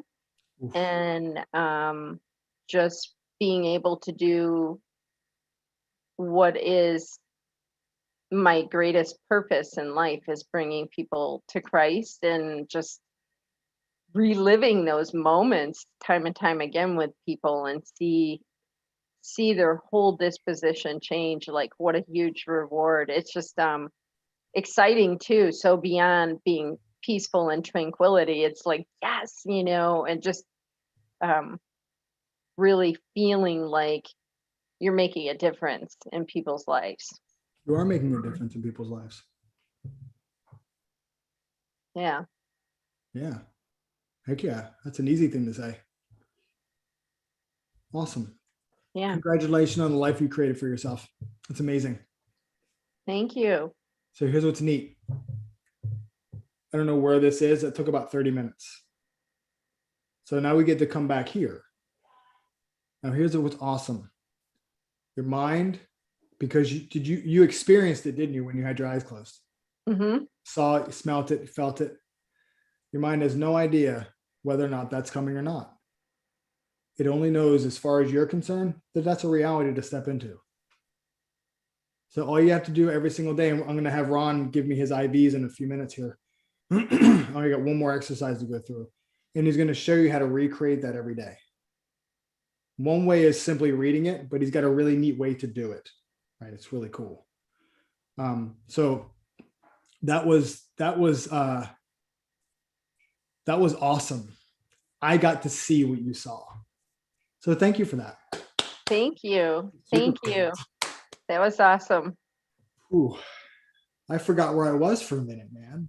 I was literally sitting on the beach with you, sipping this water with an umbrella in it. That was super cool. Thank you for that, Linda. I really appreciate that. Thanks, Steve, for helping show it to me. Oh, right on, man. It's Yeah, awesome. it's in there the entire time. There's a statement that I highlighted, bolded, and italicized, and underlined. You're being present for life. I'd never forget that. Never forget that. That's pretty cool. Thank you. Beautiful. Awesome. Thanks for that. There with you. Okay, beautiful. If it's okay, Lynn, I'm going to ask them. I'm going to see if anybody has any questions or anything came up for them, because I have another way we can do this with a different personality. Linda was awesome, by the way. Just want that out there. Any questions, comments? Pretty simplistic, wasn't it? Steve, I have a question. I have a question. Oh, there you are. I see you, Mimi. Mimi. Yes. So I'm coaching those that are chronically ill. Mm-hmm. So if I'm going to be presenting something like this to them, like where, it's March the 8th, 2024, where are you? So for someone who's really depressed, yeah. What if they say something like, "Oh, I'll be dead"? What do you do with that? Okay, so maybe you want to bring that back before death. Maybe for them the vision is only 7 days out. Okay. I had that's a great question. I've never been asked that question before. And I heard somebody say to me one time, they said that the opposite of depression is not happiness or joy. The opposite of depression is hope. Yeah. I thought, wow, what a profound thing to say. It's about a year ago or so. So Mimi, if you can help them create something like 7 days down the road, we just shifted. There you are. Even if it's something like I'm getting a new puppy. I mean, it could be something so little that to you and I, what we think is small, or even going from 1.25 to 1.5 and be able to see again. Something so simplistic. I think maybe something like that. I don't know. What are your thoughts? I mean, it could be as simple as getting out of bed, honestly, Yeah. some people, right? So Going I think for it. making it smaller, right? Yeah. Just tiny, just little bits at a time. Yeah. Okay. Right on. That was a great question. I'm glad you asked that. Now I have another question I can answer. Thank you. Anybody else?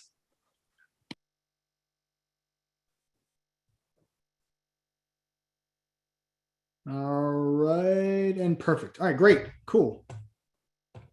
So there's another way to do this, and I was thinking about this the other day, is that a lot of times that the reason I like that one, Ron just experienced this from one of my old coaches, which is kind of neat. Which I like that because a lot of times when, and this is going right into what you're talking about, Mimi, is that forecasting out is difficult for people because they're looking through these limiting beliefs that they have in the way and they can't see down the road. So it's like, how am I supposed to create something? Well, if you put somebody there and they're talking backwards, it's a completely different conversation. So it changes the way they see, speak, and feel. Now, another one is to, you can say, if they say, well, isn't this like creating, you're getting a little bit of resistance. So you know what, no problem. And then you give them a pattern interrupt. So you know what, I totally got that. Tell me your most favorite thing to do, whatever creates happiness for you, whatever that is. And and it has nothing to do with, excuse me, I have the hiccups. That has nothing to do with anything except for you're getting them off topic for a second. And then you bring them right back in, say, all right, no big deal. So you want to kind of bring them into where you are. So could we both agree that you probably have some fairly decent knowledge about whatever they're doing? Life, coaching, business, greeter, cart pusher, whatever it is, right? They say, well, yeah. Say, well, let me ask you this question. If you had the knowledge that you have right now, 3 years ago, where do you think you'd be today? Oh, that's a really good question. I'd probably be. And all of a sudden they're painting this forward vision, except for it's just in a different time frame.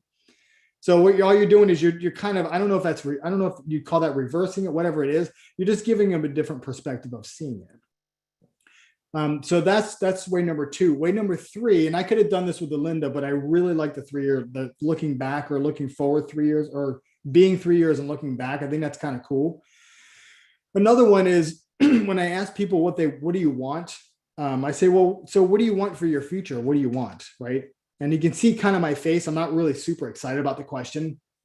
And they'll pick that up and say, well, what I want is this, this, and this. I'm like, all right, cool. So I get that. What I'd really like is to live here. I'd like to live, drive this certain car. I'd like to be married to this kind of a person. By the way, Linda, I would highly recommend paint that person's in your mind. That person will come. That I know. I don't know how it works. Maybe it's God's intervention, divine intervention, whatever that is, man. But he brings you the right people. So, and then I'll say, all right, cool. So you want to, live in Beverly Hills, drive a Bentley or whatever, and cool. So now I really want to know what you really want, because that's all stuff out here. See, what we do is we do surface stuff. I'd like a Mercedes, a car. I'd like to have 2 kids, a wife, and a dog, or whatever this thing is supposed to be like. Life is supposed to be like. And they're not putting any thought into it. So now, what do you really want? And then when they do that, I'm like, yeah, that was pretty good. I want more. What do you really want? What's that thing? What are the things that you want in your life that when as soon as it pops up, your belief issues go, nope. Let's get rid of those for a second and just blurt it out. Make me think you're crazy. So I just keep bringing them along. And I'll keep asking what else until they get frustrated with me. And then I'm going to say, I can see you're getting kind of frustrated with me. So I'm going to ask you one more time. And then they're like, are you serious? I'm like, totally, man. And I say, you can't get mad at this face. Just give me one more. Right. And then they'll say, all right, so geez. And all of a sudden, and because they go, oh, you know what I really want? And that's what I'm listening for. I want this. Yeah, tell me about that. And now you have something for them to describe and to tell you about and to elaborate on and to bring forth. Because otherwise it's a 10-minute conversation. You saw that Linda and I, we talked for 30 minutes. If I were to add the success, significance, and legacy part into it, that's a 45-minute conversation. You had the wins, challenge, and solutions of what you're going to do for the next 7 to 14 days. Now you have a full hour. Yes, it is 7 times. It's 7 times at minimum. I just keep expanding on it. Let's see. Where are we here? So some of the questions, I'm going to copy these and put them inside the chat just for time's sake, because I want to be able to have Rhonda have time. So when I'm going straight to vision, I ask them, 3 to 5 years out, what are you doing? What type of people are around you? You'll hear all these questions. And when I was talking with Linda, where are you living? What does your family say about you? What do your wife, your husband, and kids, how do they talk about you? So I put down, that was actually a note to me, Danielle, listening to our friend speak about me. I don't really like talking about myself. That's a limiting belief that I'm working on feverishly. So when I talk about this is very uncomfortable for me. So, but it is part of a story. Last night, I work out really hard. I was an overweight kid for a lot of my life, and I dealt with self-esteem issues and confidence issues, and I went through some depression, and I just didn't think very highly of myself. I didn't want to be on earth anymore, if you can kind of get that drift. And it's because I was so overweight, I got picked on and bullied and all that kind of really fun stuff. And so I went on this crazy tirade to get back into shape, to get into shape. And then people noticed me and they complimented me. So I went from one extreme to the other. Oh, if I'm in good shape, people like me. So I kind of went way over the edge, and I'm kind of back off of that insanity. And now I'm closer to the middle. I'm still on the crazy train. So I'm working on that, right? So what's interesting about it is because of that, I'm 48 and I'm in pretty good shape. And we were having a conversation. So this is part of my vision, right? We're at my in-laws' house and we have a friend of ours down who sings like an angel in our church. If I can put one of his videos in the Christ-centered coaching, if Ron says it's cool, I'll send it to you first, Ron. If you think it's all right, I will. And he says to my wife, I want to look like your husband. And I sat back and I went, oh, I'm there. That's the vision I painted for myself. I don't even know how many years ago. I couldn't tell you. For another husband to tell my wife that. And that's what gets me out of bed every day at 4:45. Because I want my wife to look at me like she does. Now, would she look at me any different if I was where I was? Probably not. But that's me. It's what I want. It's the vision that I created for myself. Being successful and creating success here, that's a different part of my vision. So the reason I tell you this stuff, whatever you really want, whatever it is you want, you write it down. And Laura could probably type this out in the chat for me. It activates 2 to 3 times as many areas of your brain when you write than you do when you type.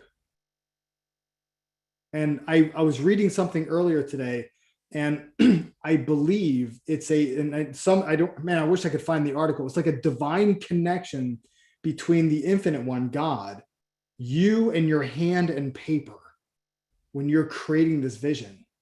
And I read that and I went, whoa, that is way deeper than activating 5 areas of my brain. It's so much deeper than that. And then as Ron and I were going back and forth on Voxer, and he said, look at Habakkuk 2. And I was like, okay. Then I looked up Habakkuk 2 and I daggone fell out of my chair. So I'm just going to read this. It's crazy. For those, by the way, this is perfect for us that kind of lose our way sometimes. I will climb up to my watchtower and stand at my guard post. This is New International Version, by the way. There I will wait to see what the Lord says and how he will answer my complaint. Well, think about that for a second. Complaining to God, because that's what we all do, right? We like to complain to him. Then the Lord's second reply, the Lord said to me, write my answer plainly on tablets so that a runner can carry the correct message to others. Write it down so it can be carried. The vision is for a future time. It describes the end and it will be fulfilled. This is where it gets great. If it seems slow in coming, wait patiently, for it will surely take place. It will not be delayed. How many times have you created something, wanted something, sought after something, and you just gave up too short? It may seem slow in coming. Wait patiently. Be still. Be steadfast. Keep moving. At the very first part of this conversation, we talked about heaven. We created that amazing vision of heaven. And that hope, it was so powerful on this call. I was almost like, man, let's just fast forward. I got a remote right here. It might work. Just get to the end and be there now. However, I know that it's coming. We know that it's coming. So what on earth could tell you to feel bad? When you know at the finish line, so to speak, of your life on earth, next time you open your eyes, it is literally Jesus Christ himself going, hey, what's up, man? You ready to go? Like, what here could stop you from feeling absolutely incredible? And then we take what Linda created and we create our earthly vision. Because we're here, we might as well make the best of it, right? So we create something here. Linda's vision she created, I would call that her heaven on earth. That's what she created for herself. Wait patiently. Hey, Ron, I don't know if he's still here. I don't know. I didn't look. Yep. I mean, can you Well, hold on. Does anybody have any insights that you picked up from tonight before we bring Ron out? Because he told me this thing he did, and it was just really cool. There's no right or wrongs. By the way, usually when we have something to say and we don't raise our hand, is because we're worried about looking bad. I'm just gonna throw that out there at everybody. This is Joy. Hi, Joey. I was just thinking about how Pappy probably knows this, but the military uses this same type of exercise to help treat people with PTSD, and it moves them from a place of trauma into past the present into the future. And it's like so freeing that it's like one of their top models. This has been profound. Thank you for doing this. Oh, right on, man. I'm glad you got that out of it. Thank you for that. You just reminded me of something. Back in the 80s, they did a study on, you probably already know this. They did a study on Olympians, and they actually had the Olympians work out and had people just lay there and dormant and think about the exercise. And they everything activated the same. And that's for me, it seems so insane. That's the brain that God put inside your body for you to use to impact other people. We just think about stuff and things happen. Here's something for you. I want you to take a look back in your life. We're all different ages here. I don't know who would be the youngest. We'll just say somebody on here is the youngest and somebody here is not. Right? We take a look at that. We have a wide range of people. Do you know how many things had to come together for you to be here tonight?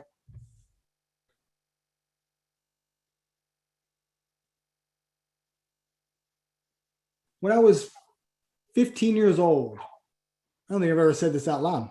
You can't let this leave here. Can I get that from you guys? When I was 15 years old, I found my dad's pistol. And I said, if there's a bullet in it, I live. I don't live. If there isn't one, I don't. There wasn't one. Thank God. Do you know how many things happen in our lives to get us here tonight? You think anything that's ever happened in life is an accident? No. From tragedy to this in your ear to maybe being beat up and hurt, going through drugs and alcohol and abuse and divorce and death and splitting up and going somewhere else in the world and coming back to where you are. All these things had to come together for you to be here on March 8th at 8:49 p.m. Eastern. All that had to happen. It had to happen in order for you to be here. So I need to speak this last thing. I don't know why this is coming up right now, but I don't know why. God does this stuff all the time. In order for us to be here, we have to understand. It's a good idea to understand that no matter what is happening, no matter where you are, as cruddy as it feels, even in this garbage thing that we're happening right now, whatever I don't know how to just, whatever this is, God is constantly 100% of the time working for the greater good. Amen. 100% of the time. It has never not been like that. Never. And for him to do something different would mean he was not telling the truth. And that would just mess everything up. So if we can put things into perspective, that when the crud is hitting the fan, we get in a car accident, you're like, how am I going to pay for my car? It's never going to happen. Wait a minute, hold on. This is part of God's plan. So, whoa, this is a big one. I can't wait to see what comes from this. Every single time, look back in your life. Every time that you hit that, you hit that wall and you think life's over, and then something bigger, greater comes. See, I don't believe he does the things. I believe he gives you the opportunity to come through the things stronger, better, and more powerful in his name. And when we wrap our mind around vision and we just stop for a moment and be like, all right, God, so I've got my pen out. I've got a blank sheet of paper. Let you and me work on my vision today. And you just ask him. By the way, I stopped asking God what my purpose is. I only ask him what my purpose is today. My purpose is too big. My mind just can't wrap my head around that. It's too much. but I can do 24 hours at a time. I'm good with that. So it's really powerful, man. There's Ron and I have had some really, we should record our conversation sometime, Ron, and just play. They're either going to think we're insane and all run like heck, or they're all gonna be like, wow, that was really kind of neat. But I don't know where that came from. So I don't know who I talked to this then, but whoever that was, thank you for allowing me to speak that. I appreciate that.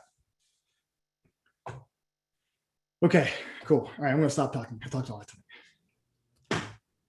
Ron, can you go ahead? Give it up for Steve Krivda training on craft and vision tonight. Cool. Fantastic. Am I good to go, Steve? Yes, please. I had already muted myself. How's Diane? She's doing good. She's playing video games. We were praying for her, so that's awesome. All right. Thank you so much, Steve. Guys, I want to share something with you that is really going to bring this whole vision exercise home in a way that it changes your life, that you actually get real traction from it. One of my pet peeves and points of frustration is that a lot of coaches, a lot of people talk about vision and creating it, and then that's it. All right, I made it. Now what? Like, what's step 2? Like, all right, I wrote it down. What's next? So let me show you what's next here. I have something. How many of you have ever heard me talk about my daily IV? All right, a handful of you. Cool. This is going to be great. So my daily IV is something that I do probably 6 days a week. 6 days a week, every morning as I'm getting my coffee ready. I have, actually, let me show you right here, is I have it right here. It's a little document here, and it's called my daily IV. And what I do is, it stands for a daily infusion of identity and vision, right? And think IV, you need this to live, right? It's like the thing putting it into your arm. So kind of a cool name here. So there's 3 parts to my daily IV, to reading this document out loud every morning. The first is identity statements. And I'll unpack each of these. This is a pretty simple exercise, so this will probably take about 5-10 minutes. The second part is my vision. Start with identity and my vision. And then the third part is my habit manifesto. These are the habits that I'm working on. Now, I actually track these as well. I have a little, if you ever heard this great book by James Clear called Atomic Habits. Some of you heard of Atomic Habits. Ooh, okay, I got a couple Atomic Habits. So one of the things that you can do is, I would suggest starting with 3 habits. Don't pick more than that, otherwise it's too much.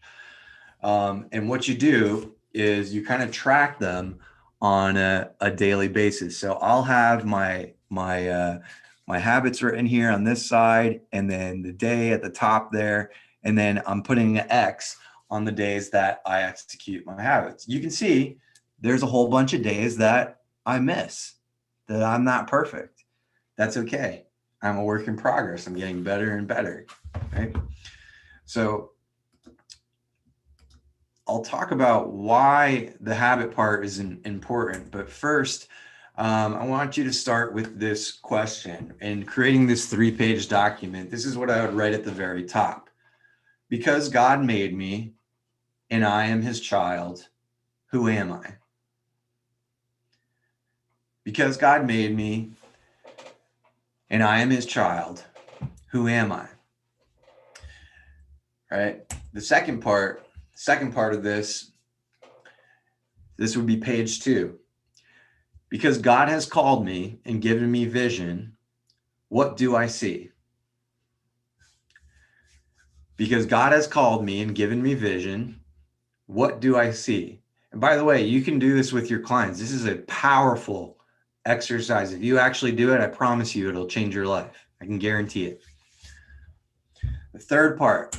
Ron. Yeah. Can you go back to the other slide, please? First This one? First one. Thank you. Just want to get a screenshot. Awesome. Yeah, definitely screenshot these.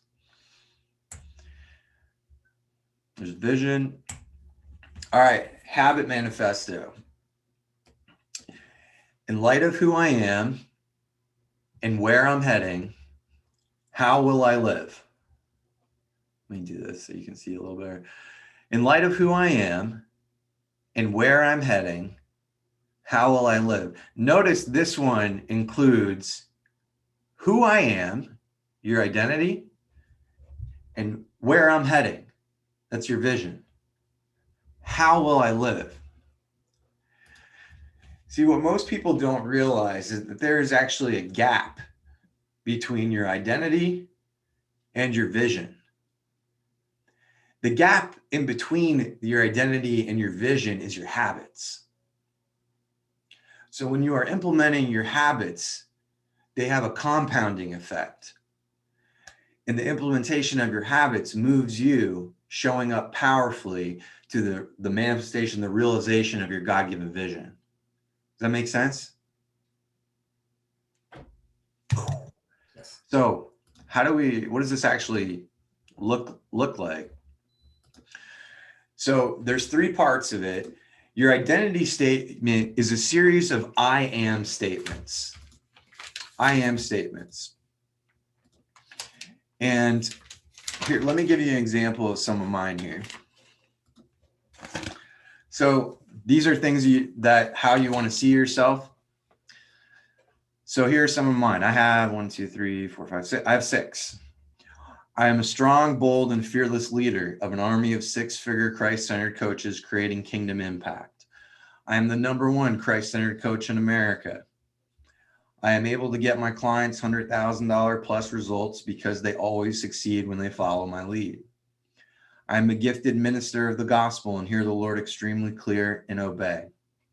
I am a son of King Jesus and I live joyful and fulfilling life because I always follow his leading and spend time with him daily.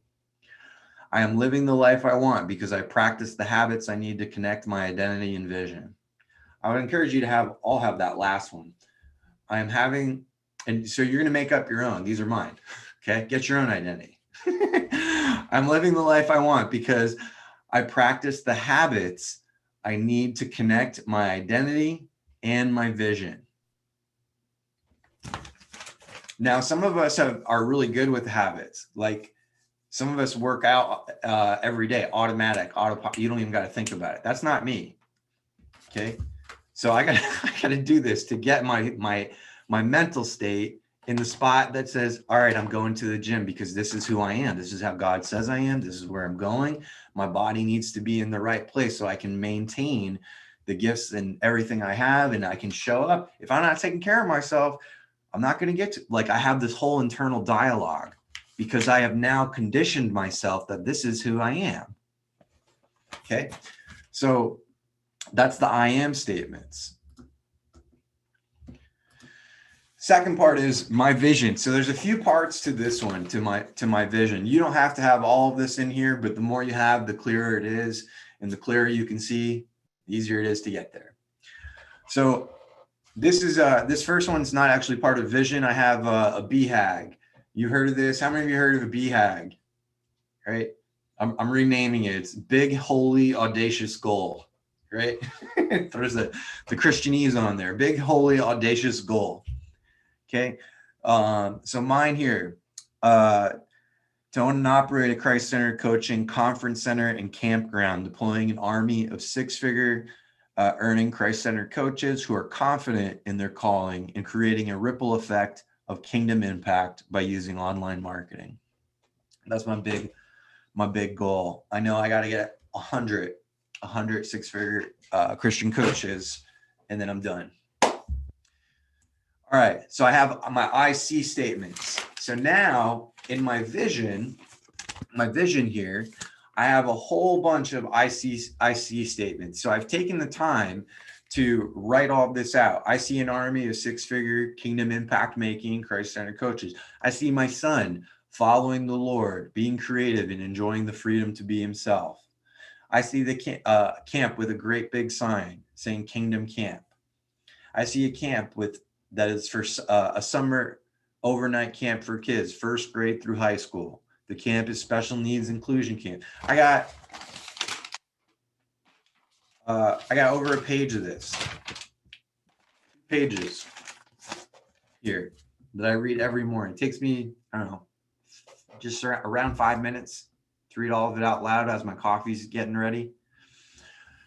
So after the IC statements, I have two things. I have a 3-year picture, right? Remember Steve's question? Steve, did you do 2 chairs? We talked a little bit about it before, but it was more about the conversation with God when you're talking about your vision. Okay. I did not go deep into 2 chairs at all now. Okay. So we'll do 2 chairs another time because we're at 9. But what a 3-year picture is like what you did with Steve tonight. So part of mine is I see that we're breaking ground on the Camp and Conference Center and having our first summer of camp. We'll self-host for the first time the annual CCC conference. CCC becomes the place that the Lord leads people to become a Christian coach and start their business. The Camp and Conference Center is hosting retreats for addiction recovery and special needs children's summer camps. So that's part of my 3-year picture. Okay. Then I have a 1-year plan. Okay, I'm in progress of that right now. So I have some revenue goals. I have some customer numbers there. I have on here that I want to host at least one live in person event, COVID approved if possible. Hopefully that's our retreat. Me and Jordan were looking at places yesterday, actually. And then number 3 is I will. So notice these 3 different kinds of statements in my daily IV. I have I am, I see, and I will. Okay. So I wasn't showing my screen there. Sorry about that. So here we go.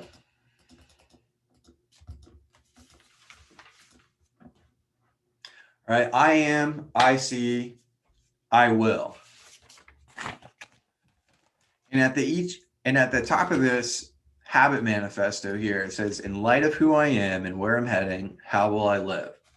So with each habit right now, I have 5. Each habit, I've included some steps that's like, how am I actually going to do this? Like if I'm not intentional about my habits, probably not going to do them. If I'm not doing something like this to track them, I know myself. And this is for me personally, I'm going to let it slide. There's no accountability. I'm not going to do it. Okay. So my habit manifesto, I will have a daily time with God. Okay. So right here I have 7 to 8 a.m. I'll have coffee and time with the Lord. Okay. 7 a.m. weekly, coffee and time with the Lord, or working on my recovery and maintaining my sobriety. Fridays, I creatively spend time with God and my wife. Right. Number 2, I will exercise 3 times, at least 3 times per week, so I can grow, maintain, and worship God by taking excellent care of my body I've been blessed with. Could I work out more? Absolutely. 3 is winning for me right now. Okay. So what do I put? 4:30 p.m. Mondays and Wednesdays. Diane and I will go to the gym. 4 o'clock Tuesdays and Thursdays. 9 a.m. I'll go to the gym swim. Like I have all this different stuff on here that's helping me put together my plan of how I'm going to execute this.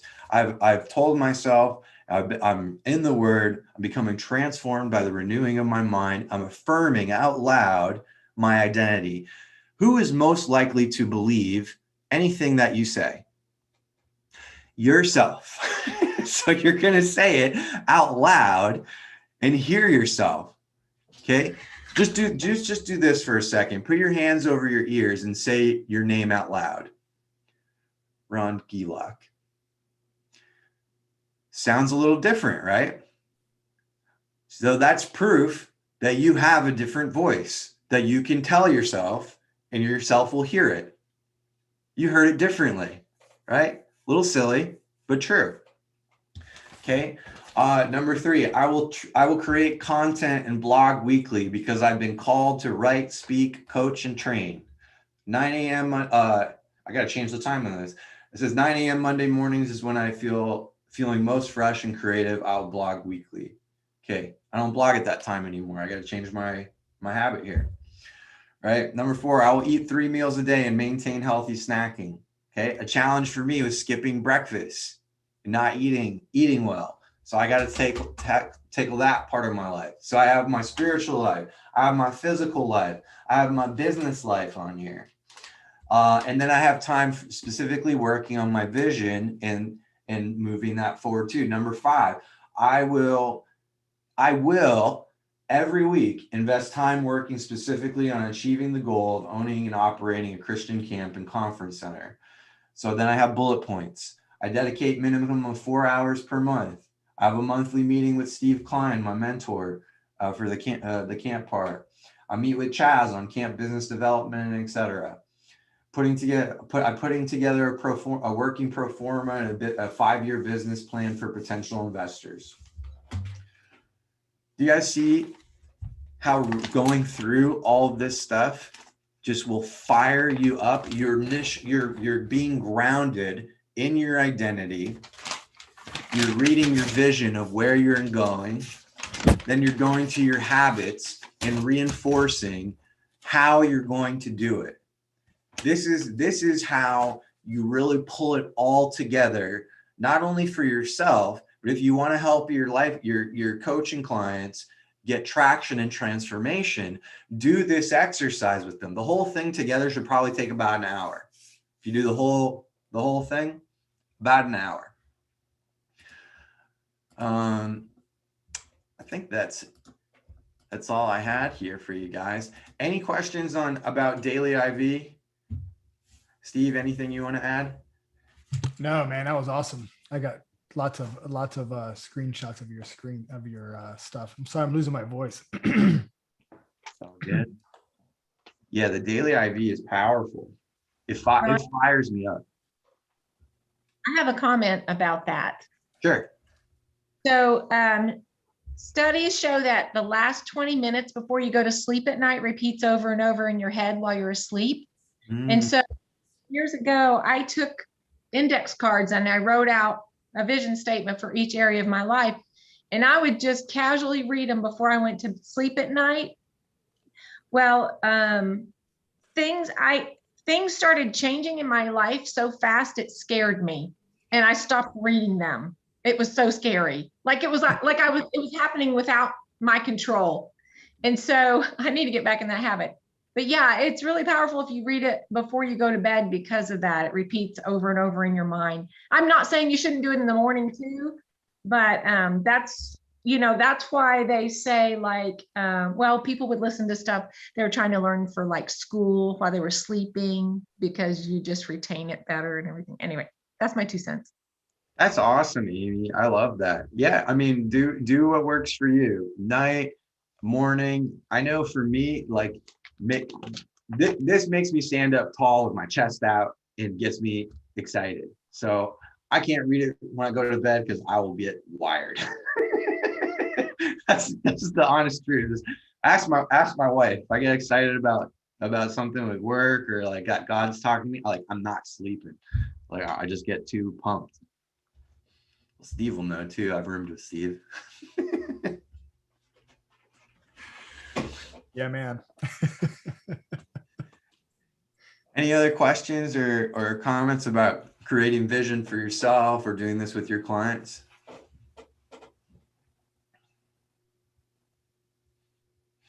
All right, cool. Who's going to create their Daily IV? Awesome. All right, who's actually going to read it? Do it. I better see all the same hands go up. Love it. I'm telling you, such a simple practice, a simple discipline.